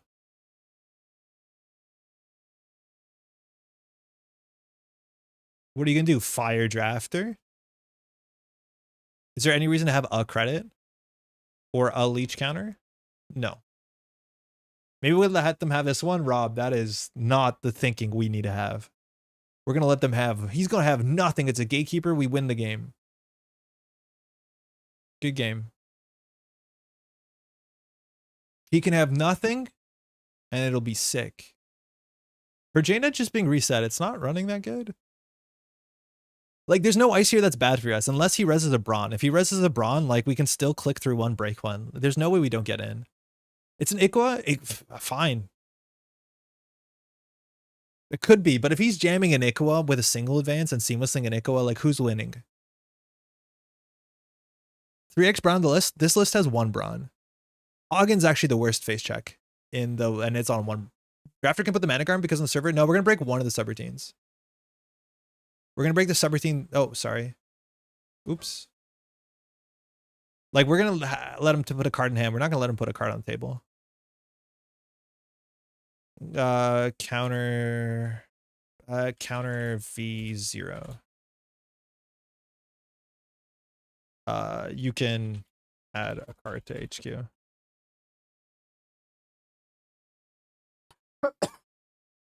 Yeah, we're fighting the drafter subroutine, which is a card to hand. Breaking the one that doesn't stop you from winning the game, I guess. Yeah, that's the one. Show me Nicoa.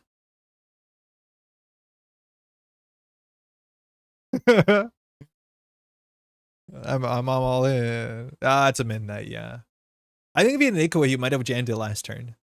It's 6 turns, and all it is saying, I don't care what your text says. GG's. Yeah, that's a for sure. Ice not mattering.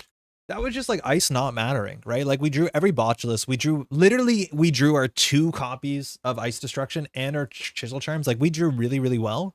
We landed 1 Hot Pursuit. Look, like my line was winning, Rob. Testing continues. Thanks for the game. So that's like definitely very difficult. Managram was the thing that gave us the most, and like, I don't know, this is what I saw from East Coast Nationals, is like the same sort of situation arose. And what ended up happening is you want to often like overinstall and trash the ice, because trashing this ice removes freedoms having power counters.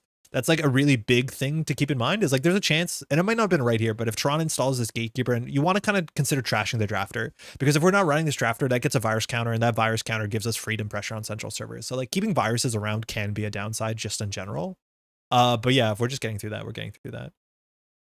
That's tricky for sure. I wish we got a solidarity badge down and we did some of the engine stuff, but we had no time to do the engine stuff. I don't know if there's a line there for me. I think Tron, there was a chance that you had to bluff. Good game, by the way. That like you had to put an Iqua in their remote server a turn where we weren't prepared for it, and then score an Iqua, and hopefully that like PD's back a Managarm or something. Midnight PD doesn't play that much ice compared to reg, so overinstalling is expensive. It is expensive, but the ice, like, it's not. I hear you that it's expensive, but the botchless drafter is functionally not there, right? Like, it genuinely doesn't matter, so there's no cost to not trashing it. Like, you just imagine that the botchless was an ice destruction card, unless you're playing Mavirus, which I don't think that version of the deck is. More like God of Snorhonk Shoe. Boy. I do think this deck probably should not be on 46 cards. I think it's really important that we're drawing into our engine pieces as consistently as possible. I don't think I like Gachapon. I think the Gachapon whiffs so often. Program or virtual. There's 13 programs. There's no virtuals. It seems wild to fully miss. Best viewers? Come on. How is the Twitch bot not good at this? It has a badge from 2022? How is that possible? What's going on? I think CSV is not real here. I actually like CSSV a fair bit if you're talking about counter surveillance, because if you get to the mid to late game, like, this is your win condition. Now, I think it's dependent on you getting a solidarity badge and running, but like, if you're playing Tag Me, there's no reason not to play a single counter surveillance. I think Pilot suggested Gat should go. Okay, let's try that. Let's cut 2 Gatch. Let's play a Moshing, another Strike Fund. Oh, we're back up to 46 somehow. How did I do that?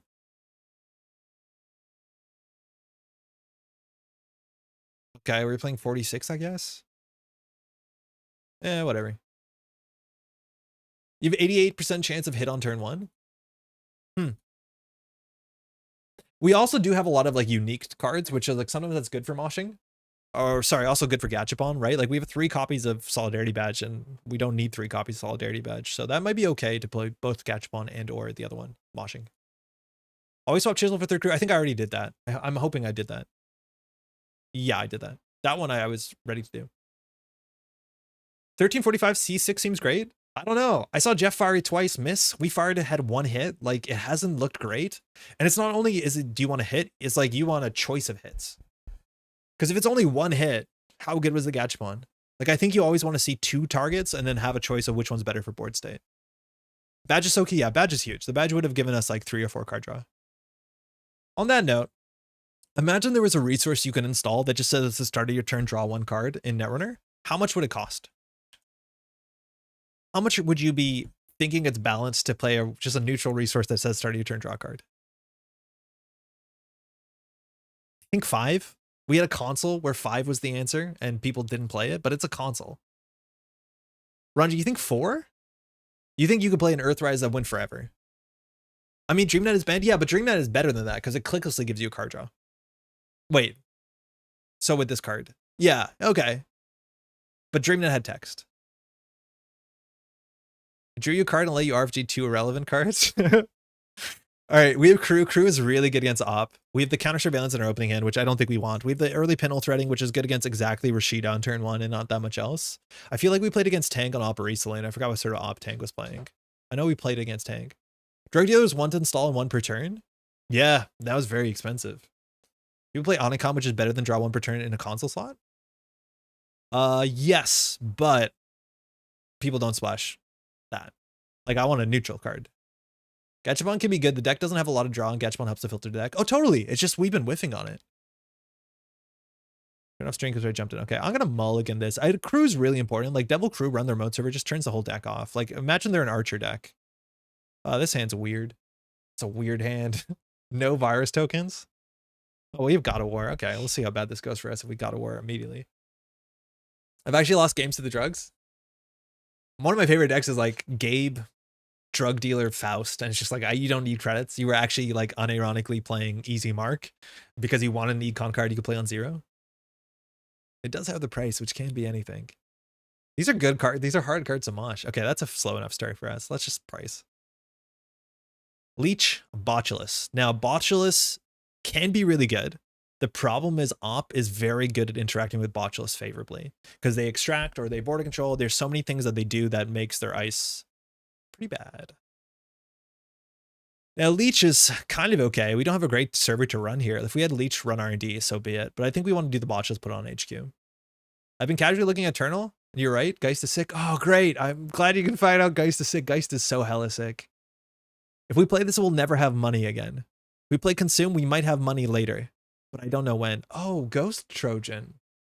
That's spooky. Fudge. When in Rome.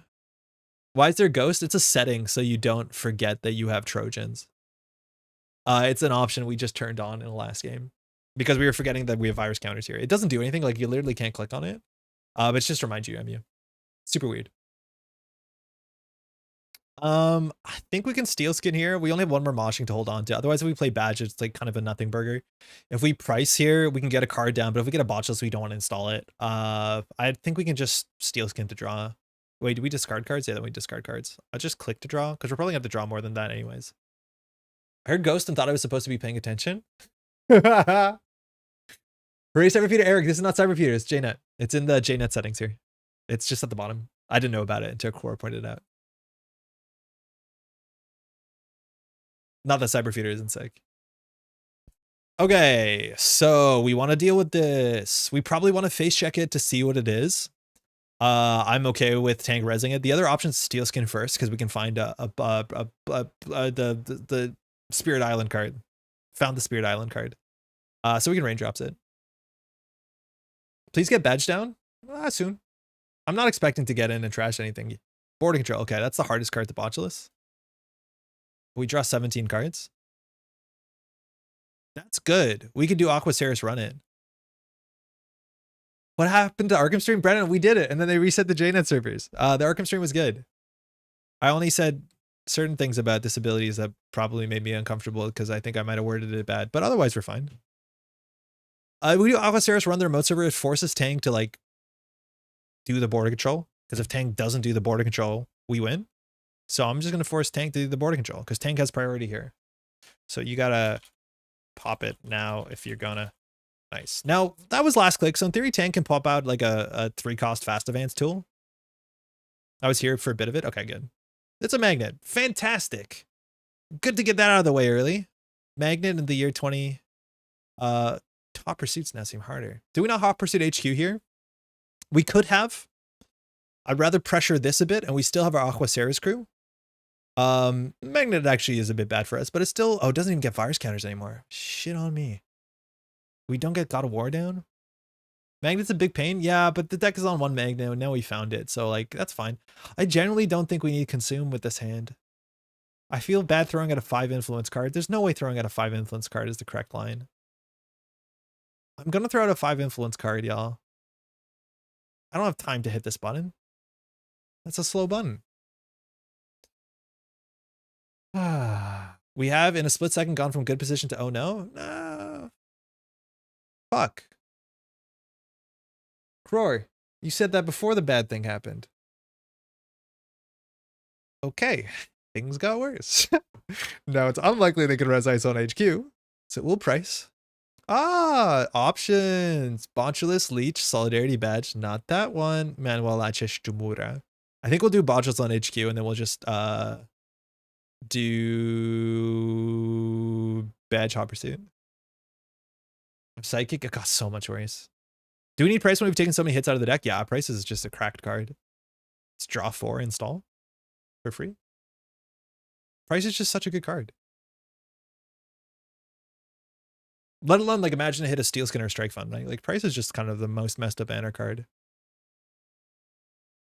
So Tank can res here, or not. We have some virus counters to work with. Why do I only have 1 Ghost Botulus? JNet, Magnet unghosts it? Magnet sucks the Ghost Force out of the Botulus? JNet? What's going on? We do not have enough virus counters to do that. I'll die to an Azia Fast Advance. If I have to die to an Azia Fast Advance, Price makes Gadget look fair. At least you can still use the virus counters. Yeah, I hope so. Eli, how's it going? 2? Yeah. It got 2 wheels. Let's go. Yeah, it sucked the life force out of it. Nika, how's it going? Oh. No.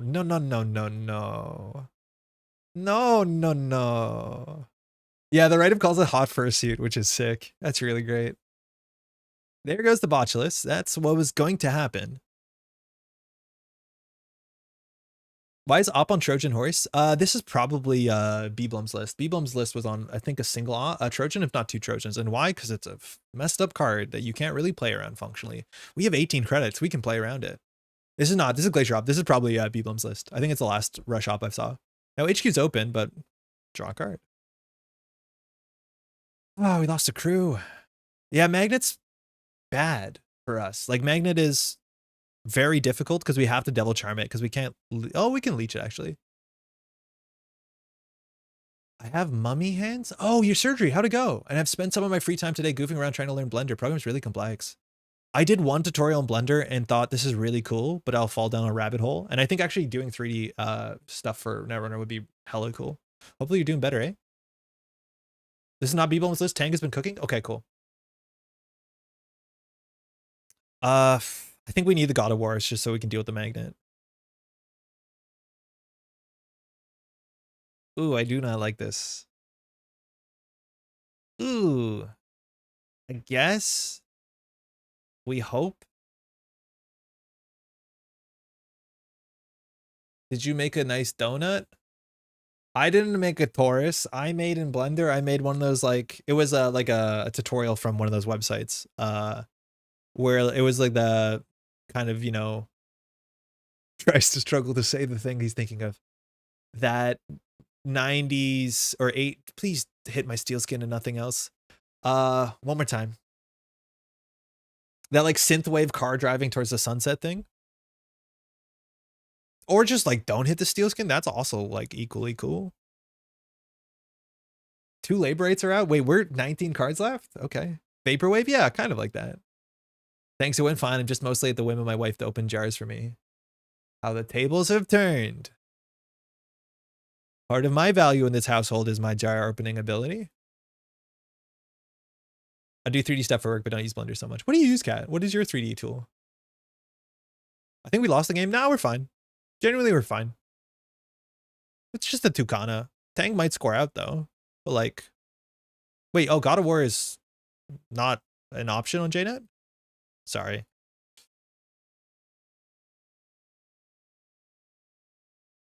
That, yeah, apparently you just have to hit that. No, it didn't ask us. I have to hit it. I couldn't open jars for my wife. I think she'd move out. Buy more jars. Okay.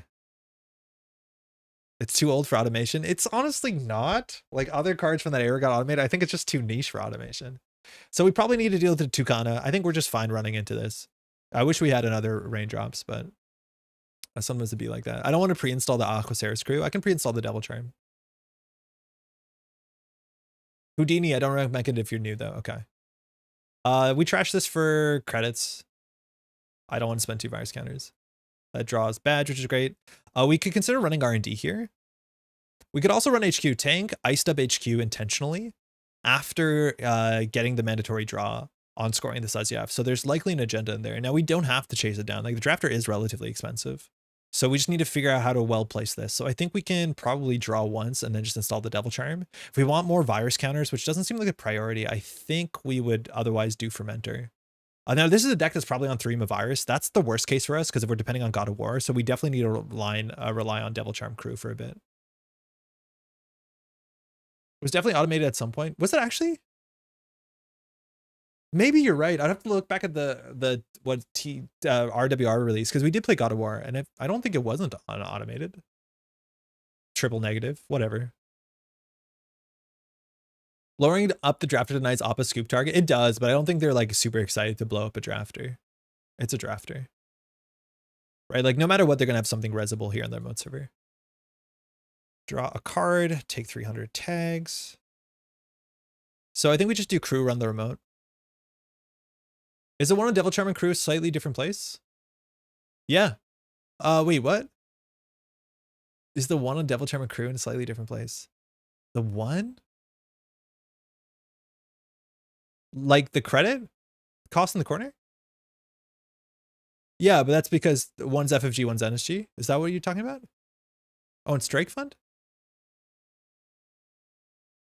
No, it seems good. Maybe a pixel actually. Maybe just a pixel. Don't fixate on it. Nothing healthy there comes. They have an envelopment, right?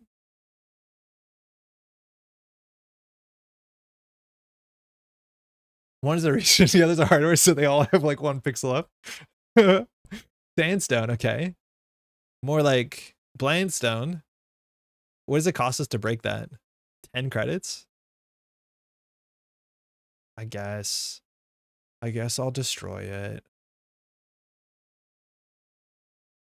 Guess I'll trash that for free. Wall to wall. I don't know what this deck is. We've already freedomed. I mean, I'll guess. Leech is good with God of War, right? Oh, I see. No, that's not a real response. Don't listen to Eli. That's just a joke response. Hedge fund. Okay. Great. Draw a card. Drafter's wild. It's good. I actually really like playing Drafter in op. The fact that you can fire a boarding control to get a Drafter is like a hard thing, right? Because often you'll check, do they have their coder? Do they have their killer? Sorry. You check what ice breaker they don't have, and that's the option you'll get. So it's nice to have that. Could spend 3 clicks running the Sandstone and broke it for a tag. I'm not sure if that's worth it. It might be. With 2 labor rates out, there's a chance we have to be a bit more careful with our limited ice destruction ability, but we're not in a good spot. We need to hit centrals here. We know there's an envelopment in hand.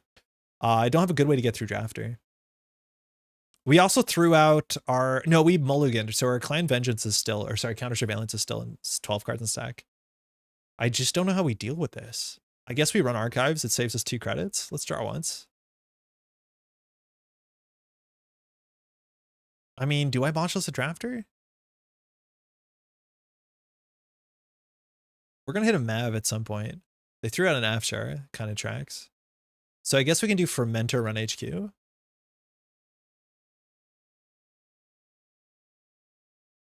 costs 4. Maybe we've ascended beyond the need for credits. That'd be kind of cool.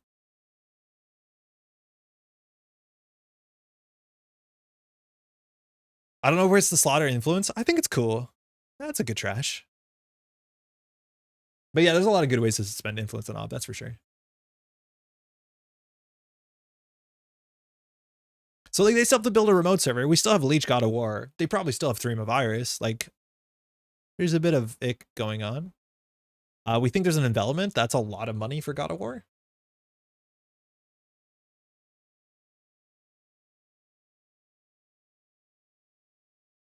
Mentor solidarity badge, not you, God of War.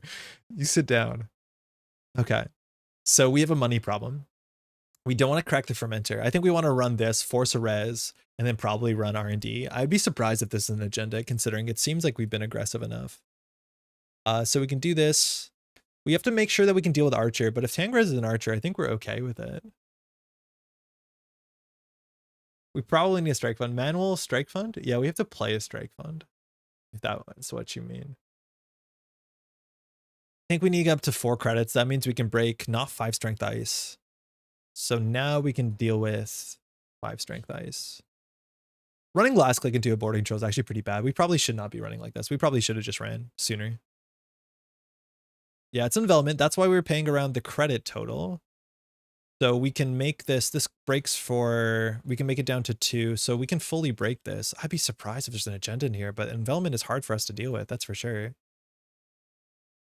Virus counters? Yeah, we have to break all of it. Unless we don't. Give us an agenda. Oh. That seemed important. How is he scoring that? Honestly, Fermenter is the worst card. I wish we trashed something. Do you think we can win off counter surveillance? Do you think he puts a border control in R&D?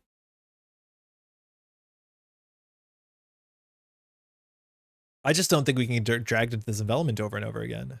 Now, if we let it fire, a border control happens, which is fine if we can run it back. But we have an econ problem here. Now we can face check R&D if we hit a Stavka, so be it. This deck seems to be a bit meaner. We see SDS and Trojan Horse, but I don't think that sells too much. So we probably have to do like credit strike fund, run archives. Ugh. Oh, hold on. Credit archives.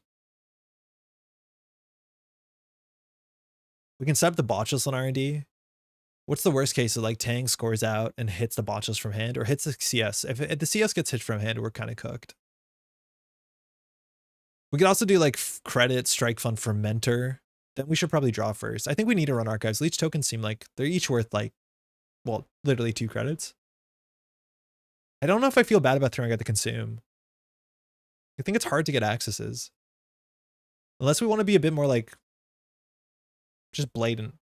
Let's just run R&D and say, what are you going to do? Res? In this economy? They need 3 cards to score out. It could be Rashida. We've only seen 0 Rashidas.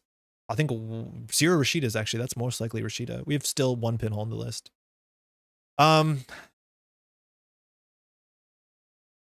We can just send that. I would consider botchlessing HQ. Yeah, that's fine. It's not a great botchless target on envelopment. The drafter becomes a 2-cost ice. I think we're fine with it. Not a Rashida, it's a spin doctor. Great. That sucks though, because we're gonna see a second ice on HQ. At least that might spread it thin. Botchless HQ loses to Aziev. Yeah, but everything we do, like every botchless use loses to Aziev. I just don't think it's an Aziev in the remote server. I think Tang really either wants to be on hostile or score 5-3. Right, like you just can't play botchless unless you're using it immediately. Oh, we're not on cookbook, notably. We have a manual on the list too. So border control and extract looks like we're using a remote server. So like install in server 2, install in HQ. He pushed out an SDS without an advancement, so he would have to have like seamless for that to make a lot of sense. Which at least we can interact with that. Seamless audacity, maybe.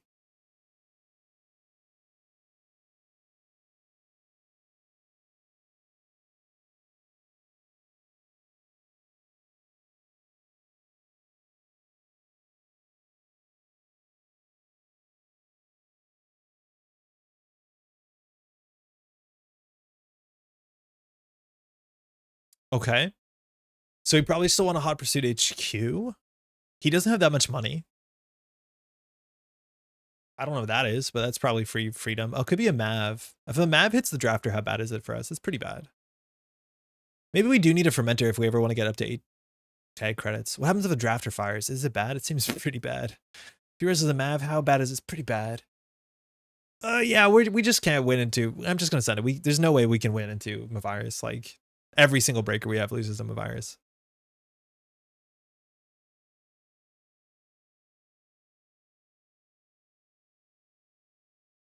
Afshar. I don't want to trash an Afshar. I would have trashed just about anything else. I don't want to trash an Afshar. So we can run server 3. It could be a wall-to-wall. It could be a powers.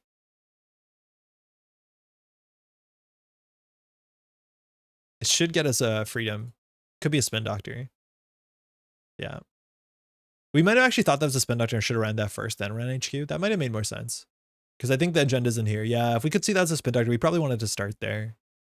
The issue is, yeah. So now we can run R&D, I think. That forces credits out. This still easily could be Rashida. We haven't trashed anything. We have to be a bit more aggressive. Like, this is not the safe line, but this is the line that I want to see. If it's a border control, we need to find out sooner than later. No further. Oh, sick. Leech counters are very, very valuable for us. That's an extract. I think we have to get rid of that. We can't let them extract the drafter. Leech counters are more valuable than God of War counters. They come faster. So we got a badge trigger, which is good. It's probably get down from Mentor. We don't lose to Aziev unless it's like Aziev trashing a forecast into a Vera or something weird. That'd be wild. So I think we just draw.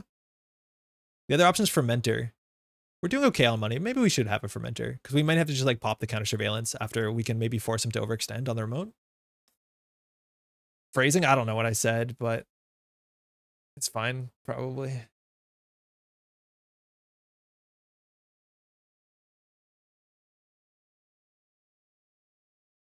Yeah, Fermenter's going to be important to win off of counter surveillance because we're going to need at least 9 credits, probably 11 credits next turn. Is this 1 tag for 2? Yeah, 1 tag for 2. I was thinking it. Jennifer, I don't know what I said. It's fine. Credit? Credit? Are we getting Trojaned? Advance? Okay, we lose this turn. Grab some of the. I don't know what I said, Jeff. Everyone's saying my phrasing, but no one's repeating my garbage. Maybe it was that bad. Watchlist Fermenter. You have matched the total with CS. Yes, you have to match.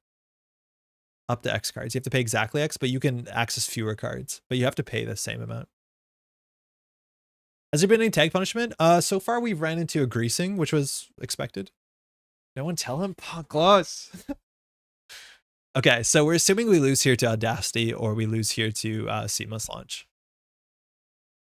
Leech counters are easy to come by.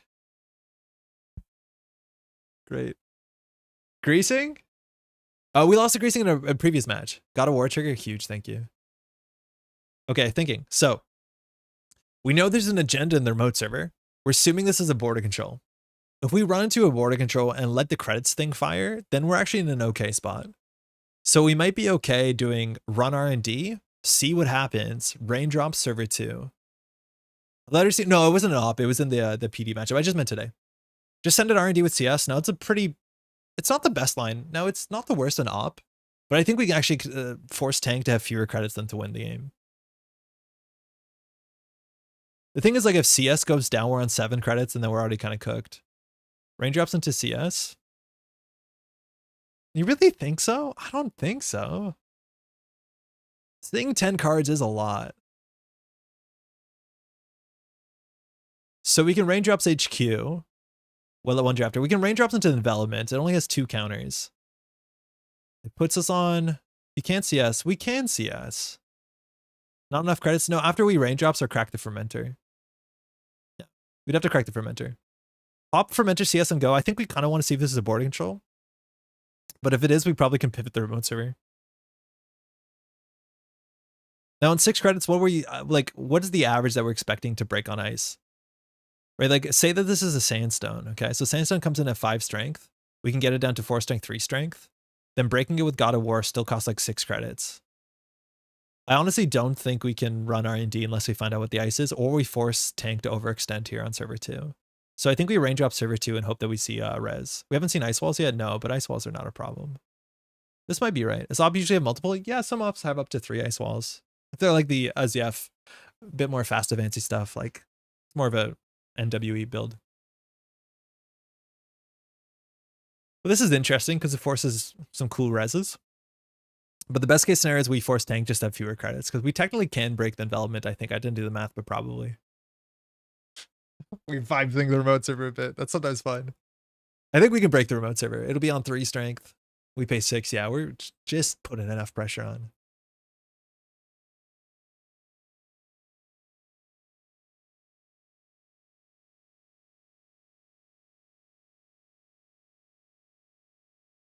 Like the ice we haven't seen yet. We haven't seen enough sandstones. Oh, fuck. Get out. Sick. Okay, that's kind of incredible. So draw 5 is kind of the best in the format you can get. I guess you could hit a EULA for 6. We're not breaking that. 1 credit? It seems good. You only draw 1, right?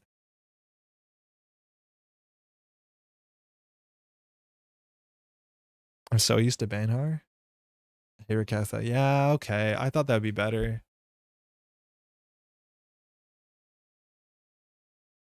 Okay, never mind. Whatever, y'all. Holy shit, can we Hermes now? Can we do Fermenter Hermes counter surveillance and really just mess stuff up? Banharing the development would not have been better? No. Well, we would have lost. I just mean in general. I think now we just do Banhar, Fermenter, Surveillance. We could do Hermes. Not enough clicks for Hermes, isn't it? Oh, no, it's not. That's a bummer.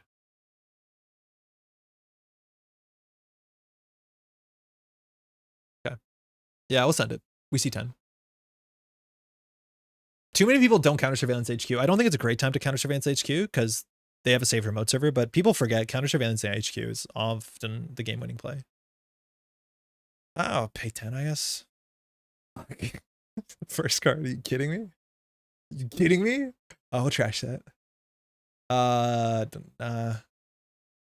Nah. I'd rather trash an Audacity. Nah. Did I hit nah yet? Is this 2? I can't tell if it's 2 Rashidas. What the fuck? What the hell, y'all? That was not meant to go like that.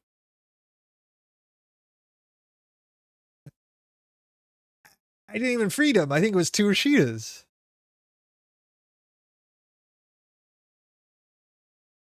We have to get a shuffle, otherwise we can't win the game. We literally can't win the game. There's not enough points. That was meant to be like 17 points. They've opted like six times. What are the odds? Not good. That was better than a deep dive. That was C10. The Mav was like brutal. I can't believe we've only seen 1 Mav so far. When your opponent is surprised you didn't win, it's pretty bad. Yeah. Wait, you were meant to win. A Solidarity badge only get 1 per turn? Yeah, it definitely does. Okay. Bummer we didn't trash Rashida. We probably should. HQ's 5 Gendies? I don't think it is. I think it's like maybe 1. Click for credit. Yeah. God, the drafter got purged. Like our turn now is Hermes run HQ, but that doesn't even work. Yeah, first card Mav was brutal. That was like the worst, obviously, situation. Maybe we wouldn't trash anything on the way. I didn't remember anything we accessed because I just kind of passed out there for a minute. But We probably still lose unless we get into HQ here. Because we're assuming they have a seamless launch. Or an Audacity, more likely. Okay. We have to get into HQ and ruin something. Check your DMs for art. Okay, Kat, do you want me to show it on stream? The win button, close my... I should have just mashed like next card, which hopefully overlaps the score. Okay, so thinking. Go for it. Okay, Kat, I'll pull it up. Let me finish this, and I don't think I'll forget. If I do, yell at me. Give us some context, by the way, Kat. What should people be expecting with this art? Like, is this something they should buy? Is this a prize support? Are you just showing off what you do in your free time? Okay, gotta win the game. Still gotta win the game somehow. Cards and archives. We can run Leech. HQ costs 4 to break. We can crew. Leech and crew is a tag and 4 credits.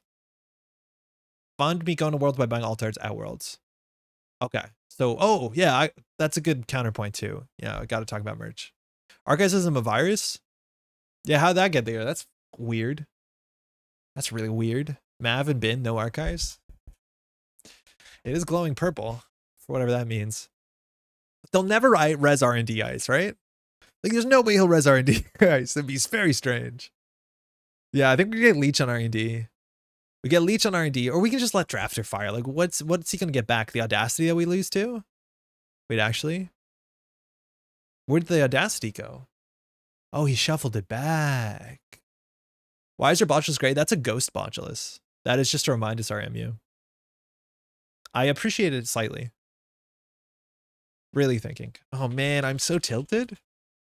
How do we win? Hermes HQ?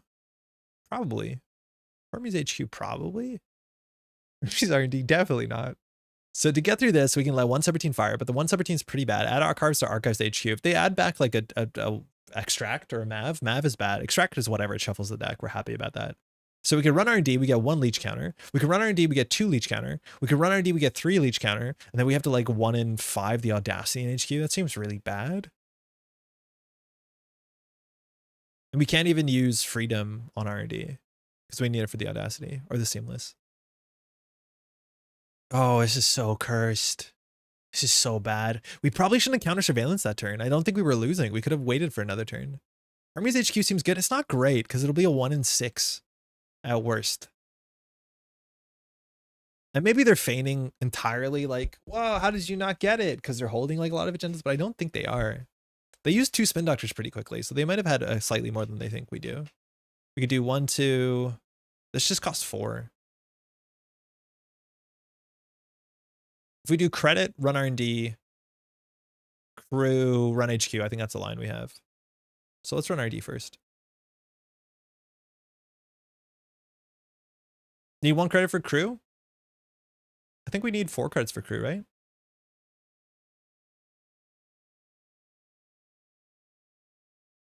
Right, because we need to use both texts. We need to use the leech. I don't think it involves Hermes because I'm assuming if we hit the if we hit the Audacity, that's how we win, or the seamless. So I think here we just do crew, run HQ. Oh, we don't have to use the crew text, right? Like we don't have to trash the ice. Like no matter what this comes down. So we can run HQ here, take a tag to lower the strength, and then leech up the strength or down the strength further and just gotta war it. That's probably a bit better. If he trashes this, are we upset about it? We're not happy about it. Maybe we should open HQ up.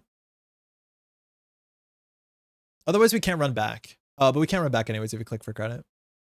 So it's either we crew this ice for Oblivion or we just keep the Botulus on. I think we'll just keep the Botulus on it.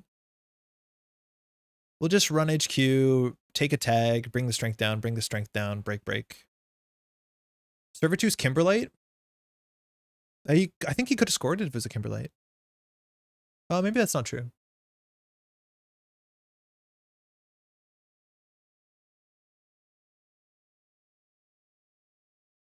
We also could have broken 1 with the Botulus, 1 with the God of War, but I'd rather have the Botulus on 2 next turn. Give me an Audacity. Fuck, the 1 card we knew. That's so bad. really bad. Okay. All right. Well, I guess we'll go R&D and just trash the thing.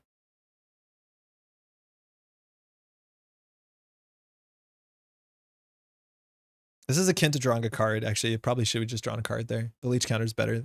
Yeah, that was not right. It gets deeper into R&D, but I think we have to go through like 7 more cards to win. It is a Kimberlite, I think. Yeah, if he has a thought here. Yeah, do it up. I think he's going to Kimberlite something. What's next on the deck? I don't think the deck tracker remembered what we saw. In fact, I don't think the deck tracker is working. I don't think the deck tracker is working at all. Yeah, it's a Kimberlite. Sick. Okay, so Kimberlite can trash something to destroy something. So we're trashing the drafter to trash one of our cards. Probably the crew. Oh god, this is going to be a long game. They shuffled, which is huge. They pulled an Afrun, and they trashed the crew. Now he's on 1 credit. We're on 1 credit. Huh. Okay. Not what I was expecting. Now a 3 cost end the run. It doesn't matter what type's on it. Like, that's actually pretty good. R&D shuffled exactly. Yeah, the shuffle there's the worst thing for our opponent. Because we can now rip through R&D. Okay, so what's the last 5 cards in our deck thinking? So the question is whether we steel skin for something. We only have the leech. The leech can do no. Oh, never mind. We have more tech counters. So if we steel skin here, what are we drawing into? I don't know this deck well enough. All our hot pursuits are out. We only have 2 strike funds. I think I put a 3rd in the list. Our labor rights are out, which is unfortunate.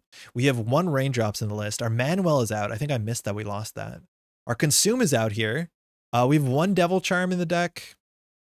The question is whether we get the Hermes down. I don't think it's super important to get the Hermes down. I think we just keep running R&D for a minute. We'll probably win. Yeah, Manuel's on price. Border control. No.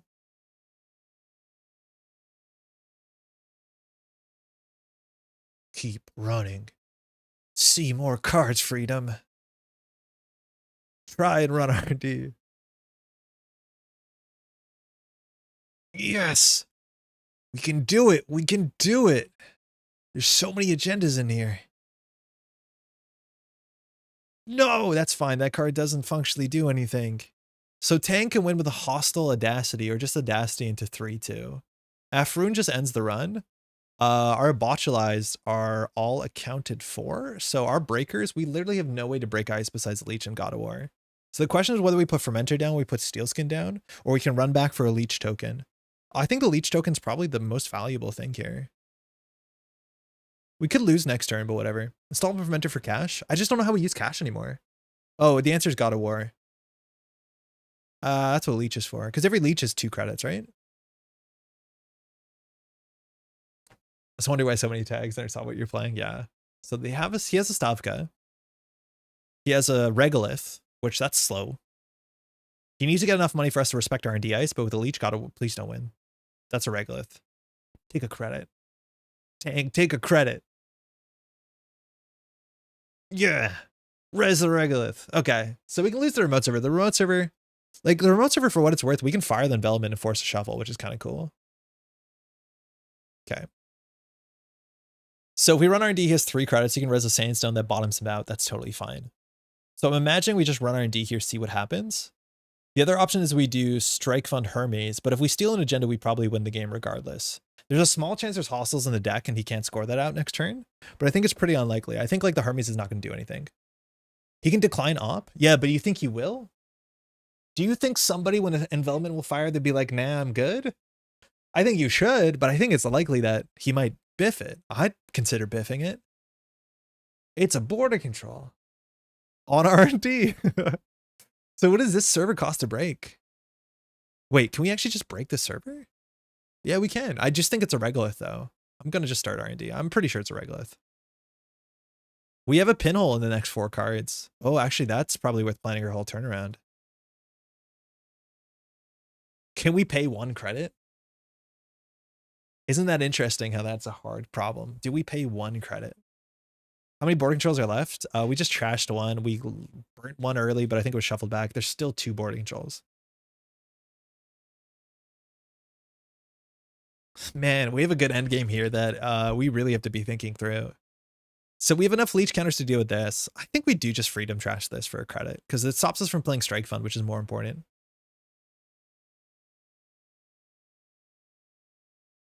We should have Strike Fund before R&D run. I don't think it actually matters. Nice. It was. Thanks to the game. Right, like we're not going to actually trash anything with credits, so I don't think we need the credits up front. If he reses anything, you're right, then we're short God of War probably. Ooh. Regolith in the remote? Second map before the agenda. Second map before the agenda doesn't help, it doesn't hurt that much, I don't think. Kimberlite, very cool. So there's a Kimberlite on the remote server. Audacity in hand. Figured you'd pin all Regolith, yeah. No, okay. So he needed to advance it next turn. Very cool. We have pressure, but like, I don't know. It seems like Leech God of War is a bit clumsy. Obviously, this is the 3 Mav matchup.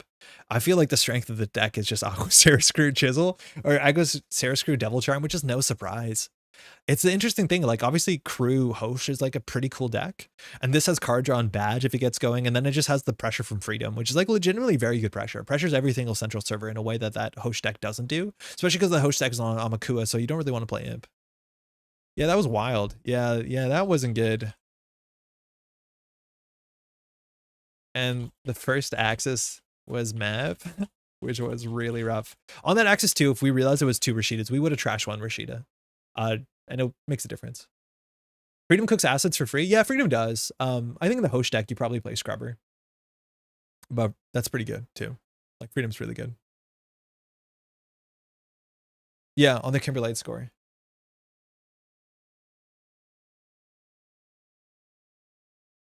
So Tank is asking probably what to trash. I trashed the Botulus Drafter in H or Crew. Yeah. So I don't love the Crew trash because you could trash the Crew because we're tagged, right? Like, you can just trash it. Would have been worse for you if I trashed an empty envelope and 8 God of War. I think trashing Leech might be the worst for me. You can always not score the Kimberlite, and so I'd have to look at the replay, but my guess, Kimberlite and manually trash the Crew. But without Leech, I don't generate more than 2 virus counters. Breaking Ice is so expensive. And my Crew isn't amazing without strength boosters, reducers. Yeah. So the Leech is like one of our most powerful cards. Because every run, it gives us 2 credits with God of War. Every run, it makes accessing more scary because of Freedom. Like, the God of War is obviously nice. If you look at the bin too, you can kind of have a guess what we have. That's our 3rd Leech. That's our 3rd God of War. So like, that's kind of a wash. But the Crew is like the one that you can trash manually. I'm not sure if Tang had to score out immediately. I think there's a chance that Kimberlite Field would be fine behind 2 eyes. I did. I did have 1 in the bottom 4. But with the bad thing about Kimberlite was the shuffle. I think you either don't score or don't fire the effect. Because you know the next 8 cards are not agendas, so you can just click for credits until the cows come home. Right? Like, that's a big thing, is our opponent gave us the ability to win the game by shuffling the deck. That's one of the big strengths of things like bacterial programming, and also like seeing someone fail a CS on 10. Is that, you know, as long as you don't shuffle the deck, there is no way they can win the game unless you're flooding on HQ. So they have no good reason to score that thing out. I don't win the game. But yeah, if HQ is clean, that's an easier line for sure. But you just take a turn off and purge, and it's fine. You have 9 turns. Right, like he has 9 turns. With the worst we can do is that you can also Kimberlite and not op, so you don't have to shuffle.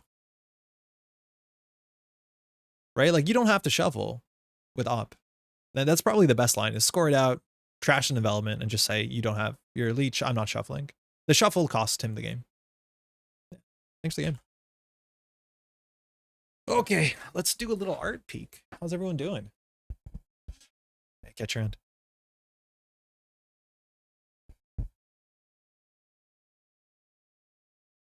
Because I can tech to force shuffle. What are the force shuffles on Runner right now?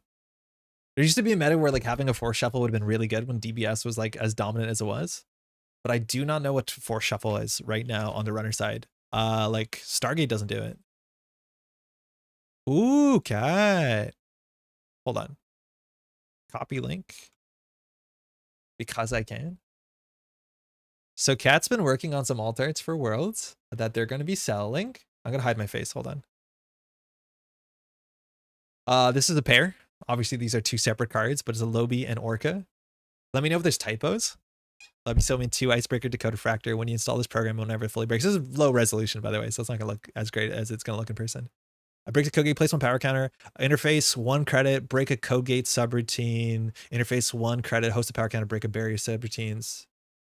It should be X credits, Cat. X credits, host a power counters, break X barrier subroutines. So that's a typo. 1 credit for 2 strength. Are these tournament legal? Are you aware in the formatting if they're tournament legal? Man, the two together is like so great. I'd love to be able to line them up. Yep, thank you. Got it. Icebreaker, Killer, Orca. The first time each turn this program fully breaks a piece of ice, you may charge one of your installed cards. Interface 2, break any number of sentries 2+3. That seems right.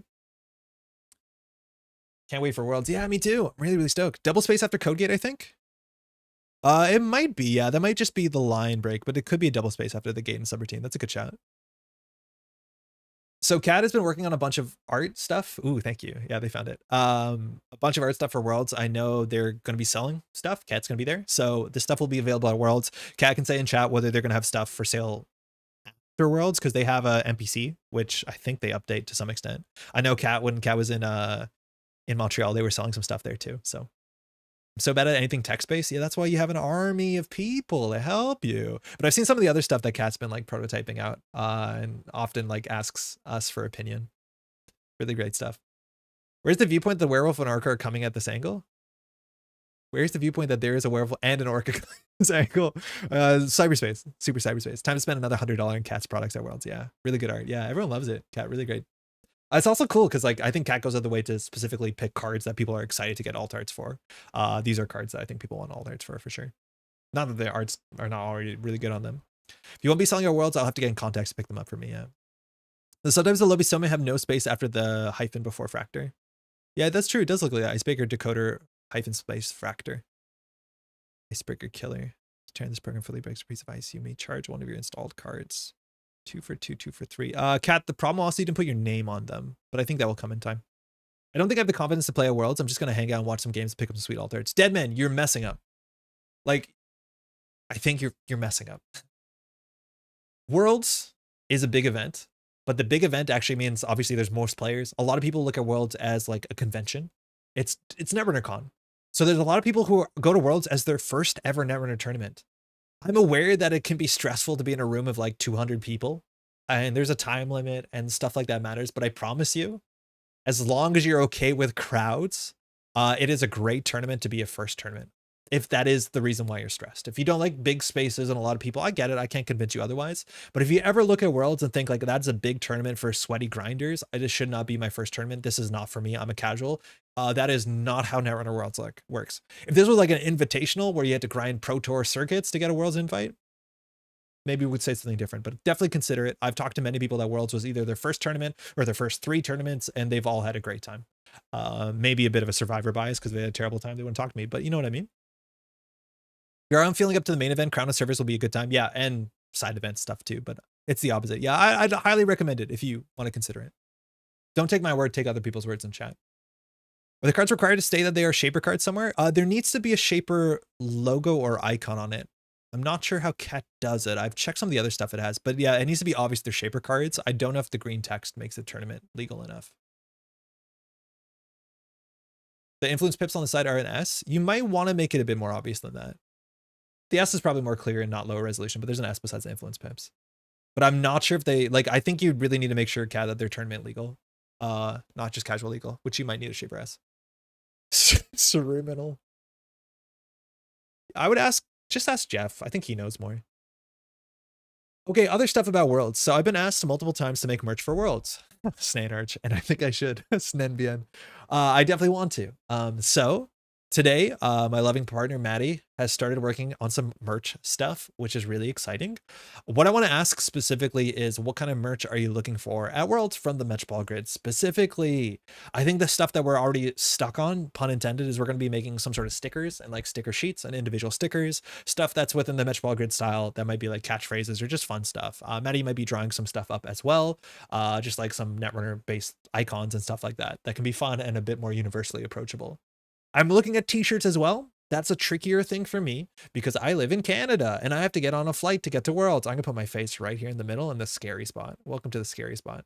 So it's probably something I have to get printed out. Yeah, Thomlong is definitely a sticker, Thanos, for sure. So I need to get them printed out locally at SF and probably pick them up there. So I'm going to do some research to see what makes sense that I can pick them up in SF as opposed to like bringing them with me on an airplane, which I don't want to do. If you have any suggestions, if you're from that area, let me know. If there's going to be a bit of legwork because I only get in on the Thursdays. So like picking them up and bringing them, like it's going to be a bit of work, but I'll try and sort that out. Pins or badges? Pins of badges or badges. I think that's something that I probably would have sorted out by now, Jenny. Like, I don't know if people have links to places where pins or badges can be made that quickly. I know when Cat made pins or badges for Worlds last year, they had to work with like a factory abroad. I think it was in China, and it took months to sort it out. Like at this point, that ship has kind of sailed. I don't know if anybody does it locally to a price effective. Badge presses are cheap. Wait, what's a badge then? Card sleeves? I don't know how you make card sleeves besides like commissioning them through I know like Dragon Shield does them. The thing is, like, I'm picky about my card sleeves. Like if they're not good quality card sleeves, I don't want to put them out because I wouldn't use them. But like Dragon Shield allows you to put art on the back of sleeves, so maybe. Oh, those are enamel pins. It took forever. I hate that company. I'm still mad at them. So we had a great experience. Great. Like a button. Oh, like a button. Cat's tokens went super smooth. No stress whatsoever. Yeah. Like maybe a button. Yeah. Lanyard, plastic sleeve paper? You want someone on a lanyard? You want a lanyard? At Worlds? But in short, if you're watching this later in the VOD, if you have any suggestions of what to look at, let me know in the comments below and we'll look into it for sure. It's gonna be a bit tricky. There's only like 4 or 5 weeks. Still a bunch of it can be done, but anything that requires a lot. Tracksuit. Are you coming at my Slavic roots with that tracksuit comment? I was guessing what badge presses are. I might mean like pins. MG branded t-shirt. That's what I want. So far there exists Metropole Grid t-shirts. They're just red with the text. I probably won't make anything more complicated than that because that's generally, I don't like big branding. I like small, subtle branding, as subtle as a red t-shirt can be. But let me know if you have any suggestions. If you're excited for a red t-shirt that just says Metropole Grid real small in it, let me know. Tracksuits are important to many cultures. I got into a fight. Me and my sister got into a fight with my mom where we're talking about this idea called the Slavic squat. There's this thing called the Slavic squat in which, for some reasons, culturally, Slavs will squat, especially in tracksuits. It's a joke. And my mom was really offended about it because she didn't like the idea. And then we found old pictures of her and her friends, and they're squatting like the Slavs they are. And it was so fucking funny for her to admit. We found old like fit photos of the 60s in tracksuits squatting, and it was very, very funny. But the Slavic squat is kind of a thing. Heels to Sky, Western Spy. I think DIY badges would be a cute personal thing. Jenny, you might need to message me what exactly that means. DIY badges. Jai, you landed? Greetings from Melbourne. Oh, I guess you have landed. You could find secondhand. I don't know what that means. That's really cool sounding though. Jai, we're talking about merch stuff. If you have any merch ideas, let me know, huh? Asian squat like this? Asians have the flat backed squat, right? Yeah, they do have the heel to ground squat. Yeah. Heel to Sky, Western Spy. Very good. Heel to Sky, it's Imperial Spy, heels on the ground, comrade found. Yeah. I think the Asian squat classically is heels to floor. I can't do it though. I can't sit cross-legged. I'm also incredibly inflexible, but that might be a different problem. Get some shrimp on the Barbie or something like that. All right. It's 11 o'clock. I don't think we've done, we'll just play another one. This deck is really cool. Is there new? Yeah, there's a bit of news. There's a bit of news out there. Firstly, upcoming convention Spiel Essen is in, I thought that was like in October. Isn't Spiel Essen a while from now? Germany, October 5th and 6th. Okay, that's kind of soon, I guess. PAX Australia is in Melbourne, 11th to 13th. So that's a bit further away. And then Unplugged, PAX Philly, December 6th to 8th. That one I'd consider coming down to, but I have no plans right now. Essen seems huge. You see where the hall is. There's some photos at the bottom of this. Volunteers needed, and there's some shoutouts. I think volunteers are needed for everything, which is great. And there's some photos of some nice people playing, and there's some shoutouts to people. John the Remix, Man of the Moon, Bing Bonkle, Safrig, Gatson, Pylo, Juniper Theory, and Jolie83 for volunteers who made it possible. These are photos from PAX West on the West Coast, which is just like 2 weekends ago. Great. How you doing? You feeling better? Real good themed Mark dice might be cool. Not sure if that's at all practical. Ooh, yeah, it might be hard to turn around dice that quickly, but I can look into it. There's already a lot of really cool Mark dice out there, but that's not a reason not to do it. Australia is cold as F. Oh, yeah, is it still winter in Australia? I also wish to know why Andre can't sit cross-legged. I just never figured it out, and I'm a bit bow-legged. When I grew up, I was always like walking with my toes in. And to the chagrin of my physiotherapist father, it's okay now, but my legs have a slight like cowboy bow to them, so I just don't sit cross-legged well. Melbourne is cold as F. Where the hell is Melbourne? Notice how I'm saying it? Nobody's saying good job, Andre. You're saying it, doing a good job saying the way that words. It's on the south, right? Or they would call it the south. Oh yeah, okay, so that's like gets relatively close to where they put the Arctic. The Antarctic, excuse me. You can like see it. That's only like 30 meters. Sorry, 30 kilometers. It's like 30 kilometers between Tasmania and Antarctica. You can throw a... I'm in this photo. The Métropole Grid better be the name of the world shop. This is my only relevant contribution. I appreciate it, Jai. Perfect accent. Thank you. I've been training. You said Melbourne like 15 different ways. None of them are correct. Fuck. I have been inconsistent. That is like totally reasonable feedback. Melbourne weather. 15C. That's sick. That's really nice, Jai. That is weather we crave to live in constantly. If it was only 15 out all the time, I'd be pretty happy. No. Built different, but okay. Melbourne, surely. There's no way. There's no way. Melbourne. Sun's out. Perfect weather. Yeah, I like that weather a fair bit. So after Worlds last year, Maddie and I, we went to Edinburgh, which is like that weather all the time, except it's also raining sideways and windy. And we had a not great time for the first day, us in our jean jackets like the Canadians we are. And then we went into a store and bought like a fuck off good local Mac. And then we were like rain jacketed up, and all the tourists are like struggling with umbrellas. We don't need umbrellas anymore. We've ascended to our mountain climbing Gore-Tex final forms. And now, like, if every day was that weather, hey, we'd be good. The hour is a schwa sound? Melschwan? Roy, what do I do with that? Melschwan? You can say East Geelong if you want as well. Nailed it. Or Narm? I like Narm. Been a very long time since I jumped in one. Hey, well, it's about time then. Welcome. Oh shit, it's a tag matchup. Oh shit, what are we meant to do? Pylu, please send help. I don't know what to do. Pylu, I don't know what to do anymore. Hey, thanks, you too. Is tags good? Is tags bad? Melshorn? It's probably Melshorn. Concede? No. We're gonna trash the tag punishment. This hand slaps. It has 2 God of Wars. Now how many tags we can speedrun? Maybe if Eldest, she hasn't played in a long time, she's on like psychographics and she'd like that. I'm gonna say this hand could be better.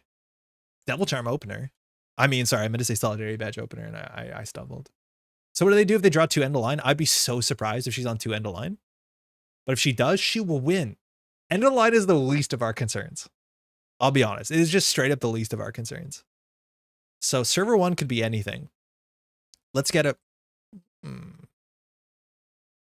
Yeah, the thing is like their ice doesn't matter if we're tagged. I have no idea how. I guess we trash a Starlit Knight. We get oppoed. Like, let's pretend we're not a tag me deck and get oppoed. Maryland campaign. Just gonna let that not happen.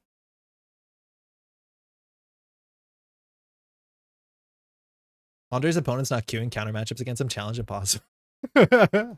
Eldest, she's waited years. Spin Doctor. Okay, that's great. I think we're okay. No, like schwa noise is the name of phonetic sound. How would I say it? Mel schwa. I don't know. There's an oppo here for sure. That's fine. +1 to Narm. Narm does sound really good. Holy crap. Wait a second. Do we remove a tag with Solidarity Badge? Is this like NSG intended? Oppo Research Pack? Remove tag with Solidarity Badge as your acid tech matchup? It feels so good, but then we're committing to remove every single tag, and like that is not a fight I want to take. I'm just going to take a card. Getting to know Andre's decks is a huge deal, though. Yeah, it doesn't help. You always ask at the beginning of the game, and I appreciate that. Asking is sometimes weird, too, because I'll be like, give me a good matchup. I need it for my content. It's like, weird. All right, we can't get hurt anymore. Schwa is the sound you make when you open your mouth and make like the default the default noise. You think there's a human default? Ping? Sick. I'm not laughing at you. I think it's the funniest thing. If I open my mouth, what's my default sound? Hold on. Is that it? Like it's literally yelling. Every English vowel. Yeah. That schwa. Malban. Did I nail it? It's like kind of. But yeah, just say Narm. That's the indigenous name for the area. Oh my god, did I schwa correctly? We have no virus counters. I wish it was a different world. Malban. I just need to yell more, is what you're saying.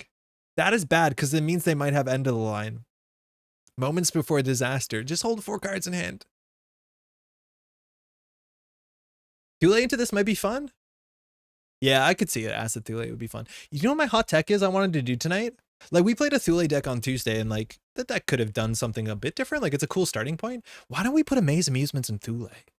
Like, what are you meant to do when the Maze Amusements hits a Thule? Like, you want to lose a click and 2 credits and take 2 tags? Like, you can't. It seems really good. Maze Amusements, no one's going to see it coming. Try Milben. Rob, I don't know what that is. Please, no, not Melbarn. Yeah, Melbarn. Melbarn.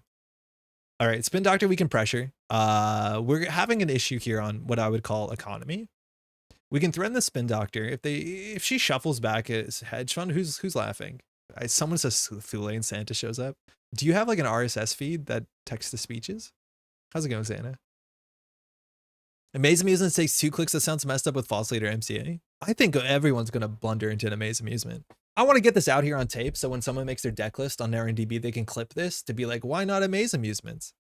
We'll get oppoed again. It's fine. 3 tags. 4 cards in hand. We need to get accesses. We need to get counters. Hot Pursuit is good. We could just raindrops, I guess.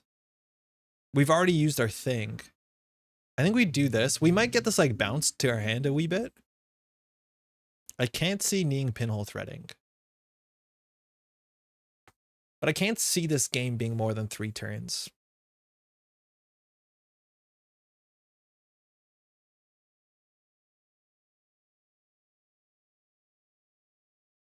I thought we were dead there for a moment, and I think our opponent did too. I was sitting here expecting the end. Oh man, Sundog lives another day. Pivot, threat 3. Feeling okay. Feeling okay. This is how you don't lose the end of line. Oh man, that's really funny. Yeah, on threat 3, that does flatline us. I think you might want to draw. Yeah, I'm gonna end our turn on 4 cards in hand for reasons. Just gonna drop a bit. Not gonna run. Don't want to lose the Saryevna or something. All right. We know where 8 of her influence is. I'm doing good. I'm currently traveling through Minnesota and South Dakota. Just went through Minnesota. I'm doing it with the schwa sound. OG Netrunner location yesterday. Did you go to Game Center, Santa? I don't know if you've been there. Threat text. Threat text is a really good Liberation Cycle meme. Threat text. Great. Okay. Counter surveillance is getting good. We can raindrops. Oh, fuck. We lost it. What does she do in her remote server that we don't like? Unfortunately, all her ice is cursed. Because it's all good. Res Ice, I guess. Like, what are we worried about? Starlit? Saryevna? Okay, it's fine. It's res now. It doesn't end the run. No, I don't have time to drop by the game's end. Yeah, you didn't write with a Z, Santa, sorry. But would love to sometime, maybe next Off the Grid, yeah. Hermes, God of War. She did do everything she wanted to. We get a trash a snare. Tomorrow's headline. Very good. She's working that threat. We need to have 4 cards in hand. For reasons. We found one Saryevna. We have lost nothing of incredible value yet. I'm just going to keep 5 cards in hand. We could die to at any moment to a Mindscaping. But she is short credits because Mindscaping on the line is 5. Oh, no, we could still die to it. She could click for credit. Gonna just hang out here. We could actually face check, but if it's another side you have now, we lose the game. I'm not gonna let that happen. So Saryevna is so affordable with God of War, only 4 credits and 3 virus tokens. Get the fuck out. Not like this. No, for information. The heck? That's worse than greasing the palm. We have 4 tags. So someone pointed out on the stream last week, Galehard did, is that we cannot on the Mirror Morph trigger res MC Austerity because on our 4th action, there's no paid ability window between the actions, which is obvious. We should have seen that, but we were playing in like free mode, in the creative mode on jnet. But what was really interesting is that means that if you fast advance, there's no clot window if you manage to get the last advancement through Mirror Morph. Oh, maybe there isn't. That's kind of cool. Free agendas are pretty good. It's pretty good. I'm not sure if we were meant to contest this. I think giving her cards seems bad. Yeah, MM can be clot. That's kind of fascinating. I think we just need to go find our ice distraction button. Let's find one. Crew. I mean, yeah, I don't care. We're just not taking the damage. Her drawing cards into freedom information does sense. It sounds pretty bad. I'll be honest. I just don't want to take the damage. Her drawing 2 cards is pretty bad. You have to jump through hoops to do so. Yeah, but imagine our opponent. Like we were playing around clot. Imagine we did install, and then we say credit, and then obviously they don't put clot, and then you just say audacity. Like they can't stop it because then you do advance. It's kind of cool. You have to pull it out like super early. It's a Cali testing. Oh shit.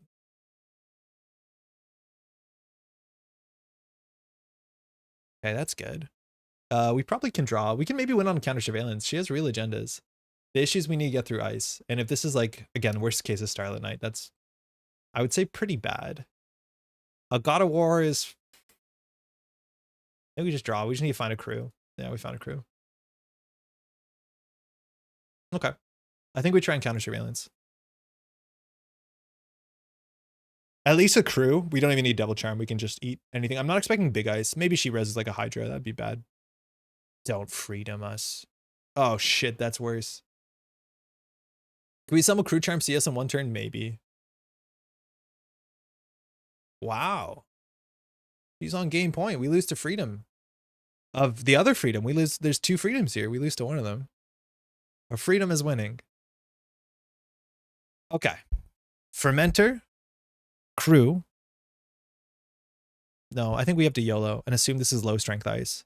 I think we lock the deck. We do Fermenter. We actually hope she reses ice because we see more cards. Crew. Counter. No, then we die to end the line. Nah, we're good. It might be more prudent to swipe HQ because if freedom sneaks by, we're in a bad spot. I think she's learning we are a tag me deck, which is really fun. This matchup's not good for us. We have exactly 4 in hand. Saryevna gets destroyed. It's a mess.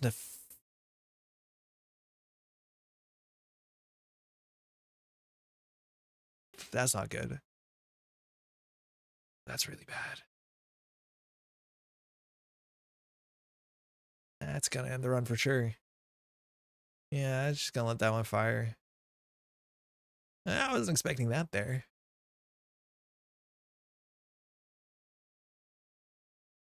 Oh, draw 3 is really bad for us. Draw 3 is really bad for us. Oh, she didn't draw 3. Oh, she did both. Of course. What am I talking about? Of course. That's very bad for us. She didn't win. I thought she would draw there. What does she have 5 credits? Like, she would have won if she had shipment. She would have won if she had freedom. So how did she not win there? What did she draw that made her stop to click for credits? Yeah, freedom wins at any point there. Shipment at any point wins there. How is she not winning? I don't know what's going on in HQ. But I'm tempted. I'm going to labor rights to hopefully it hits the draw card. Yeah, that's what we wanted, steel skin. All right, we can shuffle some stuff back in here. I honestly don't think we're going to make too important decisions. Wormies is not looking great. It'll probably be the CS. But I think we do the steel skin and the, I don't know, hot pursuit. How do we win that CS? Just get lucky. We just have to touch 2 agendas. Probably a bit more. Don't read into it. So here we can do Devil Charm, run HQ. We're bound to trash something. Oh, my face is over everything important. Another ping. That's great. She didn't draw. What's in her hand? How does she not draw here?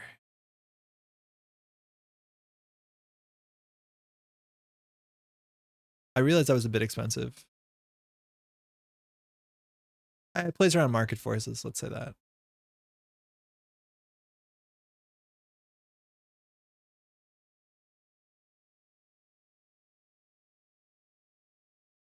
We've already trashed a card. That's cool.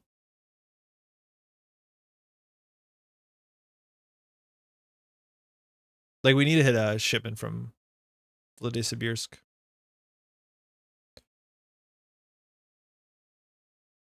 Come on, double hedge fund?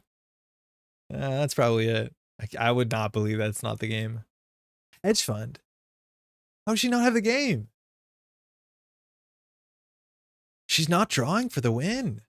Like, another pivot wins, another freedom wins, a shipment for wins. We don't know what that ice is. We've run out of card. Oh no, we have card draw here.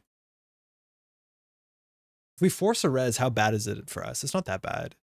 Like, the worst case is Sadievna because she draws, but I think there she can draw really safely, which means I'm assuming she doesn't have it on hand and we have to lock R&D.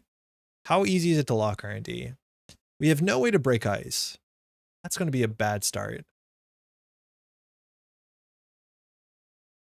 Not what I wanted. We could do Strike Fund God of War and hope that we have another turn. That might be fine.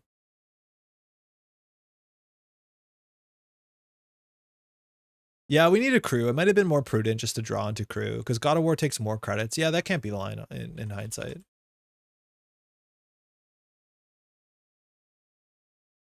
I wonder where the FOI ship counters. I don't know what's going on. I'm assuming here there's like a couple good draws here. And even when she took the tag, she could have drawn. Maybe she doesn't want to draw the freedom into an HQ axis, but it might have been like 1 in 7. I think you can take that odds.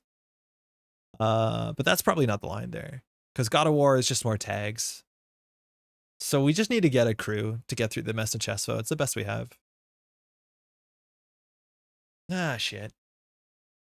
It's not good. Just keep drawing. No, no good. All right, consume's no good. I don't see consume. I feel like I want to spend 5 influence on something else than a consume. Auto. We don't need another fermenter. We have to discard a lot of these cards. Another devil charm right now doesn't matter. I think we're gonna lose before this devil charm goes off. And I guess we'll get rid of 1 strike fund.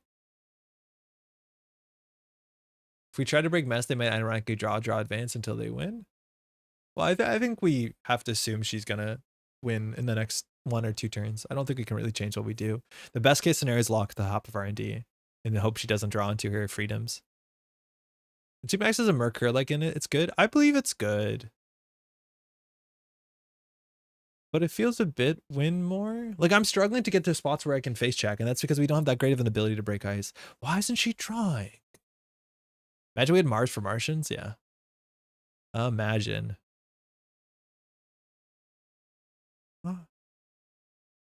Draw. Okay. Yeah. Huh? Wait, how many crews are left? 2. Right, the fact that we just can't interact until we get a crew feels rough, but maybe we should just get God of War down. Maybe on 1 FOI, 1 shipment. I would not believe that. That doesn't make a lot of sense. Like, clearly their tag deck, this seems to be their payoff package.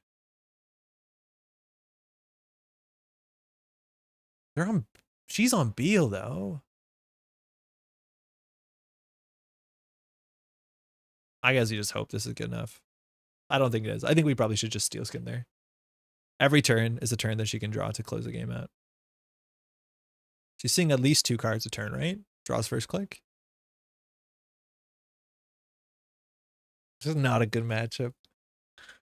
I don't think I've seen Freedom in a long time, though. Of information. Or Kamalu.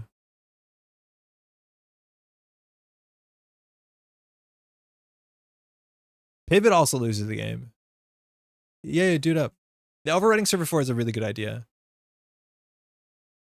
I think giving us virus counters is usually a mistake. I like that she did that. Okay. We can lose his remote server, but we lose so many ways. I don't know if we have to respect it. The fact that we give a Reality Plus literally a daily cast every turn is so funny. Yeah, no, it's a good idea. Crash that.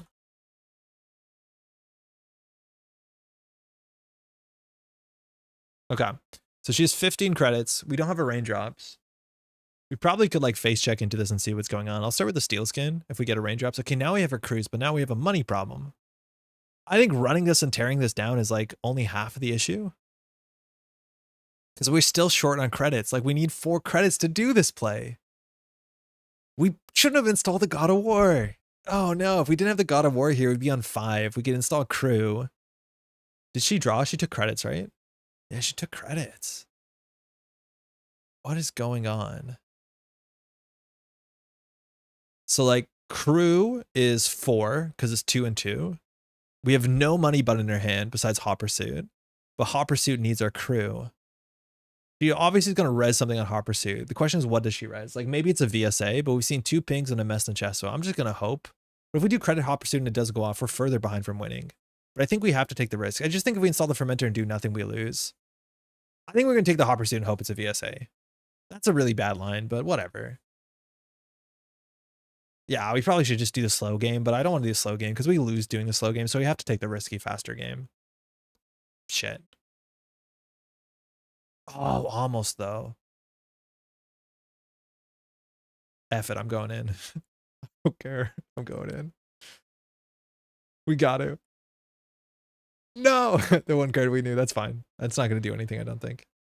So now our Devil Charm count is, that's it. Unless we labor rights it back.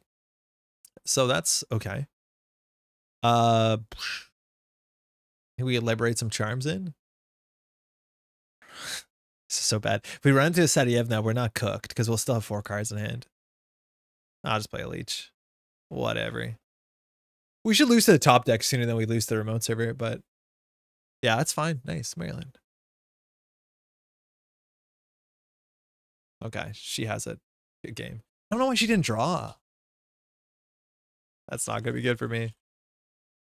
Like, I think if she draws, she gets out of there on like 2 different angles way faster. But maybe she doesn't think she needs to. If she can just ice down and just make sure we can't get in. We might not have wanted to go tag me as soon as possible. I think the Maryland might have been an overextension. Obviously, she like yellowed it a bit. And if she waited for threat, we died a double ended line. Yeah. Cool. Yeah, that's not good. I really struggle just to break ice. Yeah, I was expecting 2 strength or less. Like, worst case.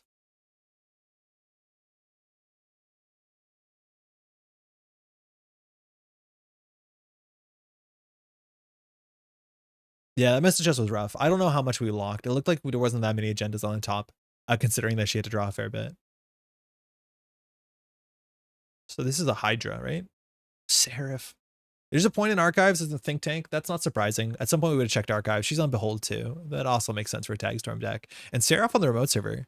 That is a pretty bad res. If we Chisel Charm it. But most expensive ice are bad res isn't a Chisel Charm. Problem is she can score these from hand. That's not good. All right, we'll run back one more.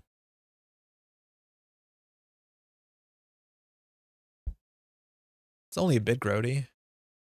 One point in archives. No idea if Seraph is good, but I need one more sentry and figure Deep Web is a cool tag. Yeah, it's a niche tag for sure. I'd look at Hydra. A nice 3-credit res.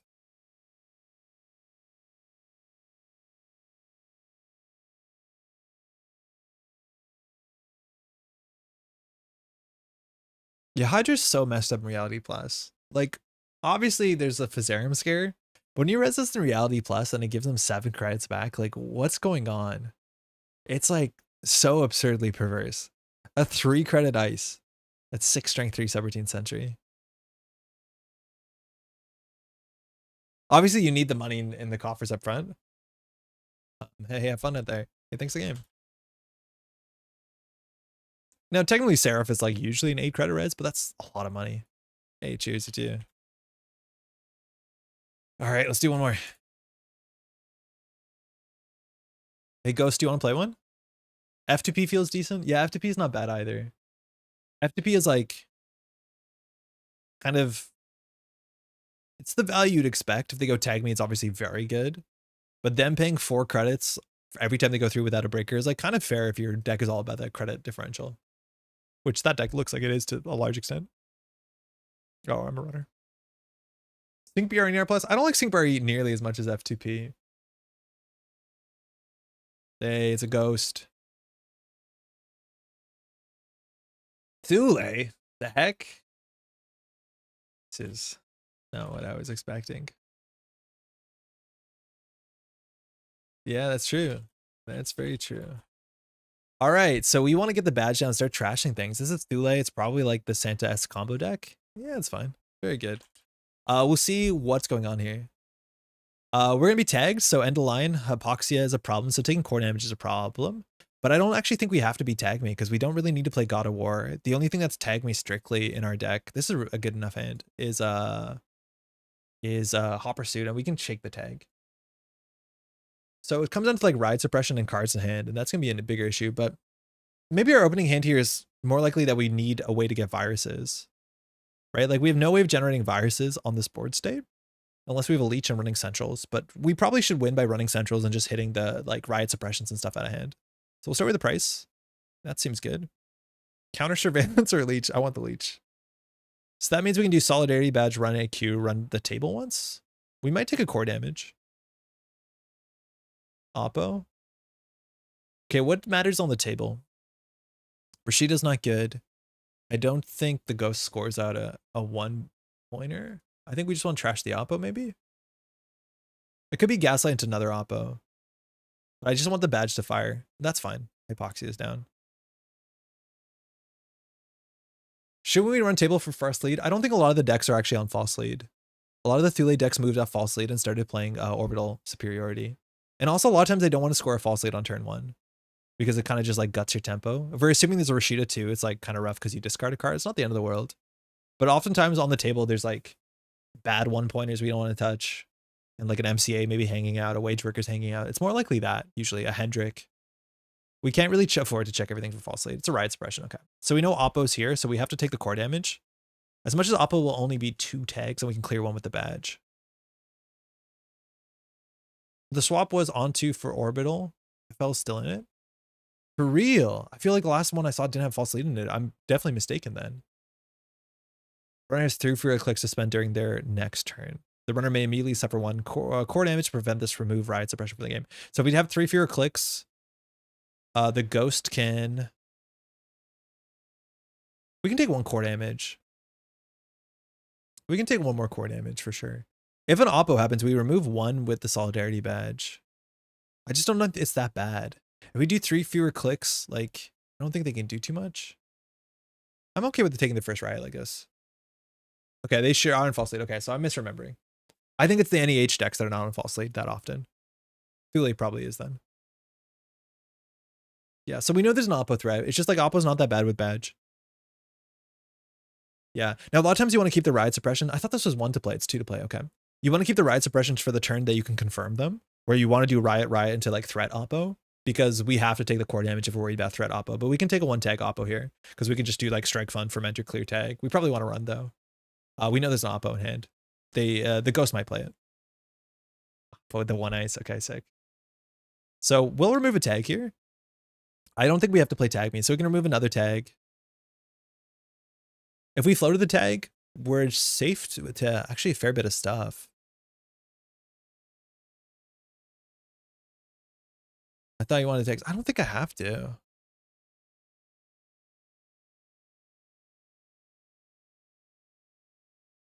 We'll see how it goes. I think we're okay with that. Regolith, okay. We want to bring that down.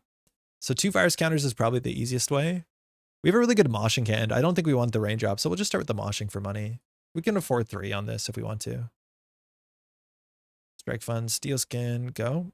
Okay, we have another Solidarity Badge. We have a crew, which can pressure HQ. We don't know anything about the Ghost's hand. So we can run R&D, run Regolith. Server 4 is probably interesting if it came down this turn. We can also play 3 for Regolith. Gaslight's an easy trash for us. So the other options we can do run Regolith, run Server 4, and then last click play Fermenter. I'm fine with that. I think we can pay 3 for this. If we find a Gaslight or a Sheeta, that's better for us, but I don't think we want them to have 9 credits. That might be wrong. Are we okay with flipping a Jaguar and putting going on low credits? Not that low credits, but it's either Jaguar or Gatekeeper usually. And like, we'll just run into it with a Aquasaris crew. We're not in a huge rush to, yeah, warm reception. Guess we'll freedom that. And then we'll just put down a Fermenter. We get our badge cooking. We're doing a good spot. I'm assuming server 3 is like a 3-1 agenda we don't want. The false lead, that's a 3-1 agenda we do want. Spin, okay.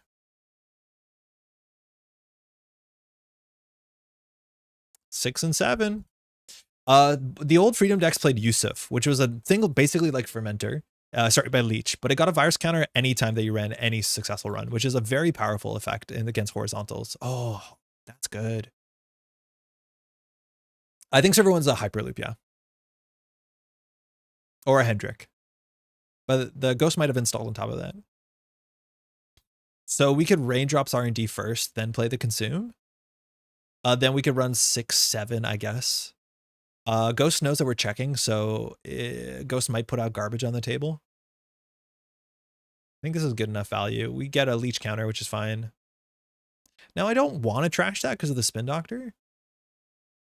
Like, that's not a great draw. Almost possibly Yusuf without Knob these days. I don't think it's the worst. Like, it's more like an asset tech card. Like, there's no virus that accrues counters like that. So here we can run Consume, run Spin Doctor. I don't think we actually have to play the Consume because there's no way that Ghost allows us to trash this for free. Another reason why we don't have to care about end of line. But maybe if we did that, the Spin Doctor is forced to put the end of line back in. But Hypoxia going back in makes sense. So top of R&D is unknown. Maybe the ordering there was bad. We actually probably should have, in hindsight, like Raindrops the Spin Doctor likely.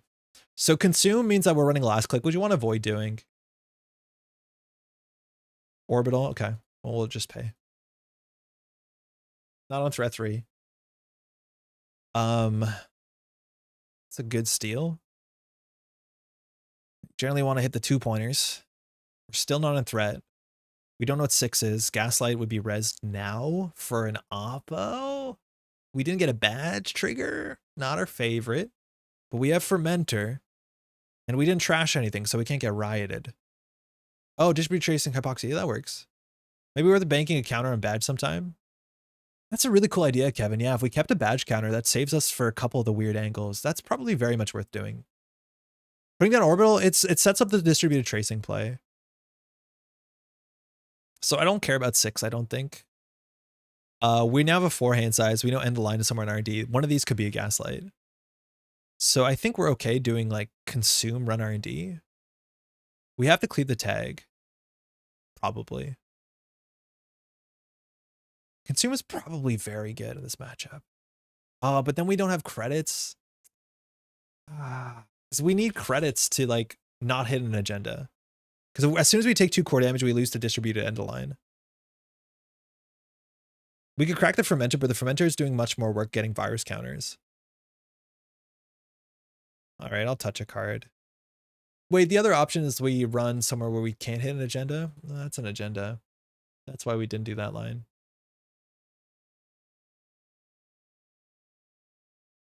Shit. So if we float 1 tag, we lose to like Gaslight, Hypoxia, and a line. Ghost has exactly enough credits. It's 4 credits. Thinking. Now we might get oppoed if a Gaslight shows up. So the other option is like Fermenter clear tag, which means we lose the Fermenter, which I don't love, but it means we can afford to consume next turn, which I kind of like a fair bit. I wish... Hell, wait, what? We only have 1 click left? Yeah, I guess we're taking a tag. Yeah, I guess we're just taking a tag. I forgot we only have 1 click left. Why do we only have 1 click left? Run on R&D, steal the agenda. Oh, because of Hypoxia. Oh my god. Forgot. I have 3 clicks. Yeah, Hypoxia put us on 3 clicks. Yeah, that's not great. I don't think it would have fundamentally changed our turn that much, but we have to float a tag here, and I think that's okay. It's unlikely that the top deck is something that matters, but we definitely don't want to be running here to steal an agenda potentially, because if we steal an agenda, we die to just end a line, because we'll be on 3 hand size. So I think you would just click for credit. The other option is running and trying to trash something, but if we whiff and hit an agenda, we're cooked, unless it's an Iqua. It would have to be Gaslight to end a line. So I'm just gonna take a credit. Probably fine. It's very narrow what we lose to. There needs to be a Gaslight on the table. If there's exactly a Gaslight on the table and Ghost has a Hypoxia, that's the only way we lose here, if I'm not mistaken.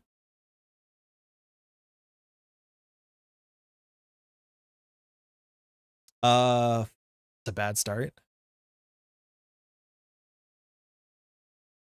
Hypoxia? I think we're just getting squoze. We know the Spin Doctor got shuffled back in, so it's unlikely. It would have to be top deck last turn on the 1 in 34. Oh, things are bad now. Because we're definitely going to die to end a line. So we don't want to be tagged. Huh. Very interesting. Very interesting. Okay, so we don't want to be tagged. We have to make sure there's Gaslights on the table. We know Silver 6 isn't a Gaslight, because if it was, Ghost would have ended the game. So one of these could be a Gaslight, and we lose the Gaslight. Unless we clear the tag. So it might make sense to run server 9, see what it is. If it's a Hendrik, we can take the core damage. Going from 3 to 2 has no impact on the game. I think that's fine. If it's a map, it's bad, so we might as well crack the fermenter first. Then we can clear the tag. I think we just run twice. Because if none of these are Gaslight, it doesn't matter. Hyperloop, fine. We'll take the core damage. And we'll run server 8. Because as long as there's no Gaslight on the table, Maryland, Ghost just has to like literally rip at the end line, which is a 1 in 33. That's not great for us. Andre, we have 3 clicks. No, I know. We're not clearing the tag. Because if there's no Gaslight on the table, we're not worried about the tag.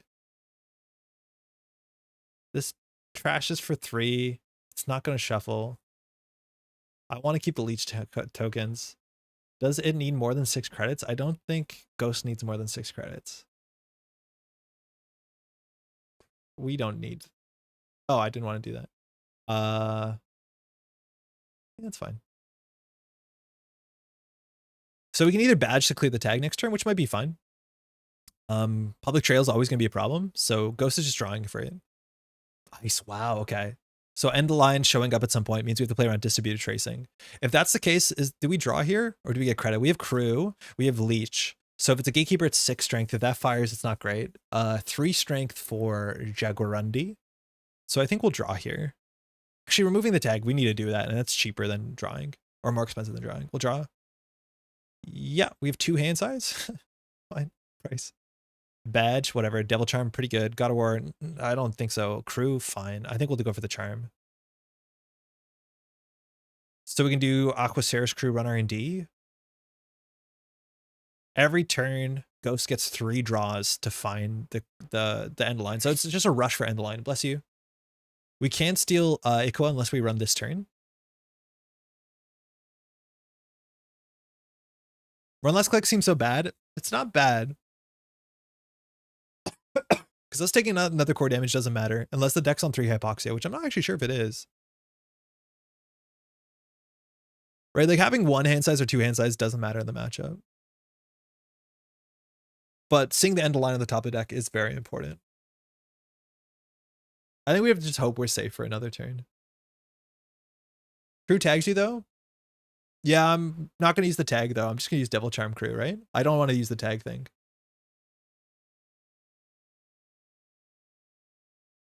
Right, like I'm not going to use the tag lowering. We're just going to do -6. Yeah. You're right though, that would be a problem. So Ghost has 3 draws here. With the Spin Doctor, it's slightly more than 3 draws. But as far as I know, there's no pivots. It would just be Gaslight. Hermes is a little late. Hermes is nearly useless in the matchup. Oh, no, actually not that bad because you can mess up assets. But so if we don't die here, we just send it R&D. Okay, that we'd have to check that. I'm gonna check that last click because it's probably a Hendrik. But we just run R&D here. We want to have Ikwa credits. Oh, we don't. Sorry. We want to have Ikwa credits. I'm good now. They do still tag you again. Yeah, with distributed tracing, it's possible. Public trail is possible.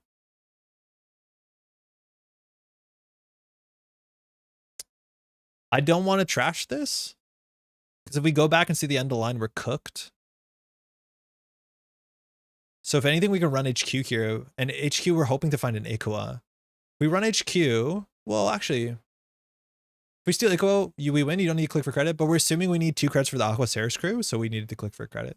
So it's 2 for the crew and then 2 for Ikwa. So if we run server 10, if it's Hendrik, we can pay for it. We're weak to public trail. Ghost could have public trail in hand, and it's hard for us to beat public trail. We're just not like that. So I think we're gonna go HQ and assume there's an Ikwa in here. Now in theory, this can go, oh, threat.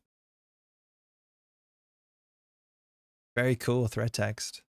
Unless we destroy it. If we destroy this, we don't destroy R&D. But now Ghost is on 2 credits. When they run encounters, just give them 1 tag unless they spend a click. Or we destroy this. I think we have to destroy this. You can find the public trails and trash with freedom with leech counters. It would be the best case. That's why we're going HQ here. But now I think we have to run HQ and we have to run server 10. I'm going to crew this. It's a bummer because now R&D is a bit safe. We know it's the gatekeeper, which is like a pretty bad res for us because draw 3 sucks. I'll destroy this. You still need to take tag to lose a click. Not if we destroy it. Because this is when the runner encounters. Oh, no, we do. Because, yeah, you're right. Trash the ice you are encountering. Ah, shit. So if that's the case, this isn't Chisel Charm. Yeah, I know you're right. Interesting. Maybe we should have known that's that if it wasn't res on HQ. So I think there's a chance we take the tag here. Because we're saying there's a possibility that the Ghost doesn't have a way to give us a tag. So if we take the tag, however, we'll take 2 tags. Is 2 tags bad? We're just eating a tag? No, we could take the we could lose the click and just assume that server 10 is not a Gaslight. Yeah, this means that we don't take Ikwa. This is a really interesting question, right? So our lines are take the tag, and then just let the ice fire. It's another core damage. What does that matter? Another tag? Who cares? And then we have to hope that we hit in hand. Either if we find the end of the line, we have to trash it. So be it. It's really interesting. Or we can nuke this from orbit, but I think we need to nuke the R&D ice. We might be able to do that with leeches in the near future. This is a really hard choice. Really hard choice. So we have to decide here, which at 1150, why am I making the hard decisions? Whether we want to access, have another click to run server 10 and play around the Gaslight. I think server 10's like a Hendrik though. Give the runner a tag. If the runner is tagged, do 1 core damage. I'm giving you fun things to trash. I appreciate it.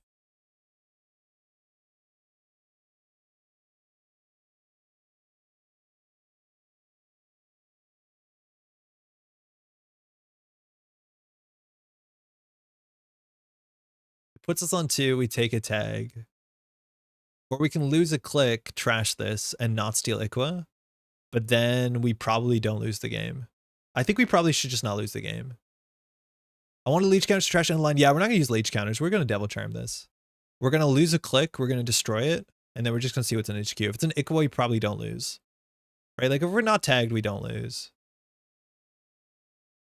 As far as the badge, which is sick.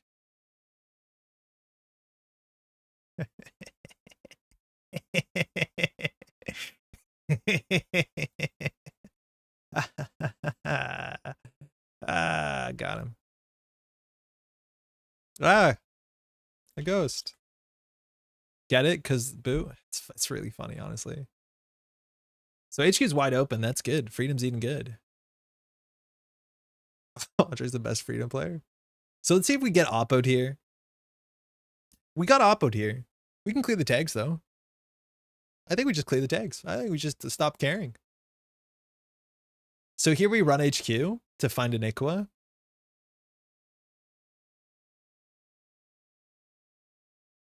We did know that. Are we going to freedom this or are we going to freedom something else? I think we're going to freedom somewhere else and clear a tag.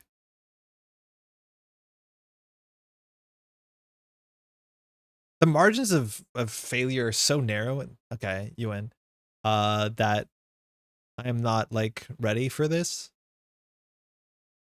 If Ghost has more cards for Regolith, should we have trashed Regolith actually? Yeah, in hindsight, we should have trashed Regolith, not the MCA.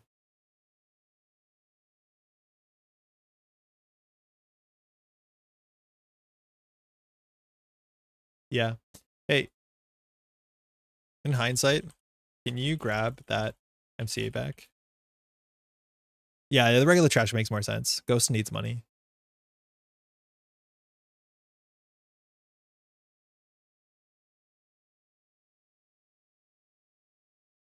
Because, like, public trail into end of line costs money. Ghost doesn't have money. That goes.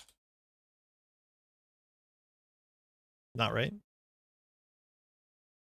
One more time. Counter B1. Thank you. Okay. So we don't know what 10 is. We think there's a second MCA in hand. Well, we think there's two MCAs in hand now, I guess. How do we lose? Yeah, that's the second MCA.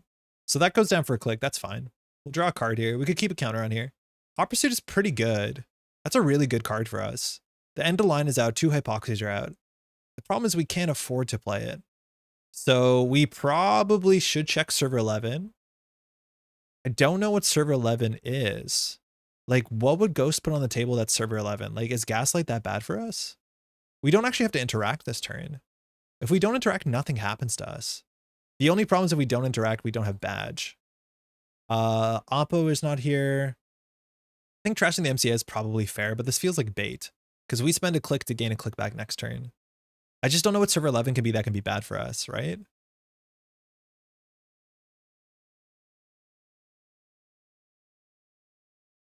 Discard down to 2 cards? Yeah, okay, yes, that is true.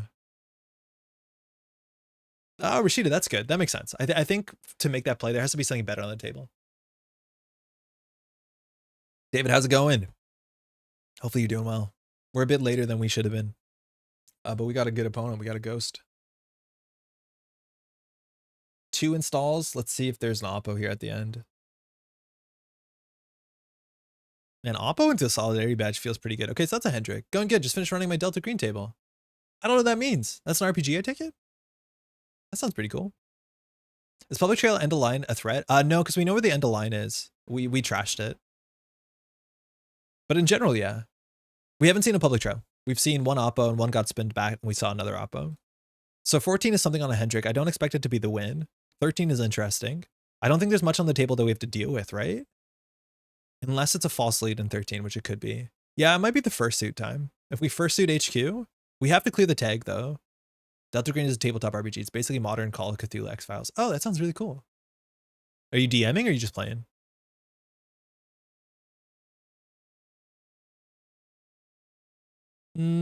Yeah, I'll go HQ, go server 13. Clear tag, I think. I don't care about 14. I don't know how we lose.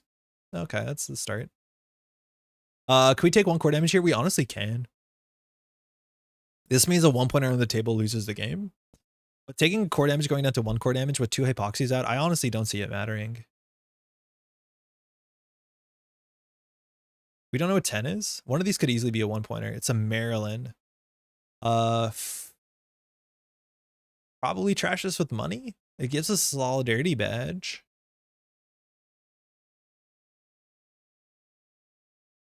Nah. Run server 10.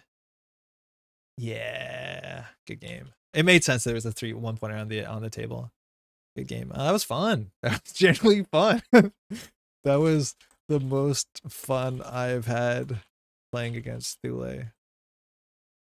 We had narrow lines to some extent, but obviously like the ability to trash operations is pretty good. Like that should be obvious. We get some very favorable trashes on most of the assets. Most of the assets have very, very good numbers. But yeah, trashing the end of line was kind of huge. The hyperloop we actually miscalled. The early hyperloop that we called was a regolith, and the first one we called wrong was a gaslight, but that means it's more likely there's a 3-1 on the table. Hey, thanks for the game.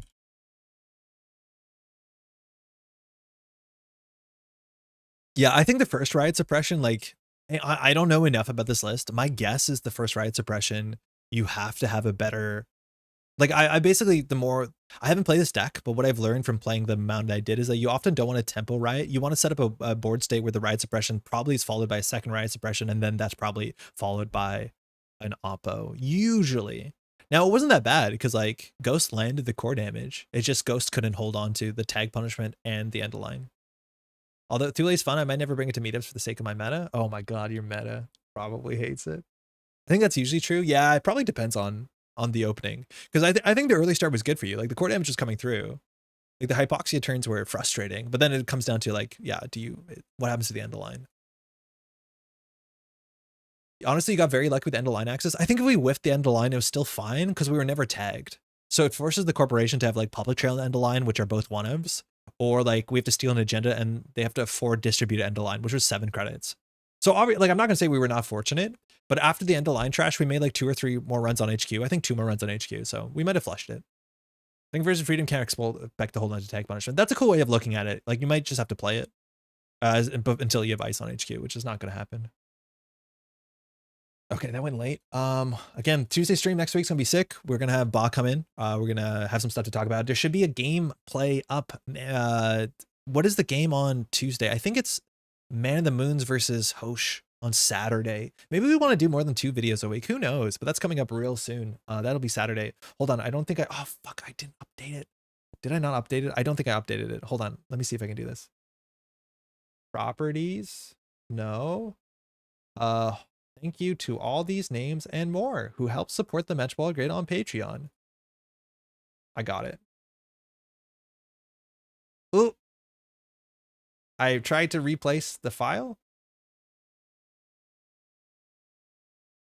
Did I do a good job? Hold on. Thanks for hanging out. Jenny, wait, hold on. I got it. Okay, I think I updated it. Thanks for hanging out on Thursday night. For those who are going to Australian Nationals, have the best time out there. Give Cror a nice high five or hug, whatever is acceptable, whatever Cror wants. Man in the Moon, yeah, it's Man in the Moon PD. Ba Ramu, actually, yeah, Ba will be here on Tuesday. I think he's going to show up about an hour into the stream to talk about some UK national stuff. He's been working on some like support for that. We get to see some prize support, and then we'll be playing some of the like fixed format stuff, which is great. Seph's Little Octopus is great. Yeah, it's really, really great. Mind you, if you see your name here, these are all the Degree Mill and the Sure Gamble patrons. Not that we don't have a lot of daily cast patrons, and their support is incredibly appreciated. But if you want a little thing next to your name, hit me up and we can get it in there, which is honestly a lot of fun to do that. Cror wants violence. Yeah. Cror does. A nice crisp $10 note is my preferred greeting. That's Australian money, so that's like $3.50 as a Canadian. That's wild. Anyways, gameplay is back up on Saturday. Then we'll have another one on Monday. I think that's what our cadence is going to be. It might go a bit faster than that. That might be too slow. We'll figure it out. Because some of them are not 40 minutes. It's like a 20-minute game. It's like waiting half a week for a 20-minute game. Who knows? But otherwise, maybe next week also Pat will be here. It's going to be busy, that's for sure. Thanks so much for hanging out, and we'll be back on a Saturday morning. Thanks for the stream. Super stressed about Nats tomorrow, but this has been a good background thing for the stressing. This is like the big thing. You always get stressed in front of a tournament. I do too. That's fun. That's kind of part of it. once you get there and you find yourself surrounded by friends who are also as stressed as you are and excited to just like have an excuse to hang out with Netrunner players, it usually gets a lot easier. So just hold on for that, of course. Aurora, you probably know that. But the stress is, some amount of it is healthy, I guess. Hopefully you have a great time. Excited to see how it is. Thanks for the stream. Thanks for sharing your art, Kat. And we'll be back in a bit.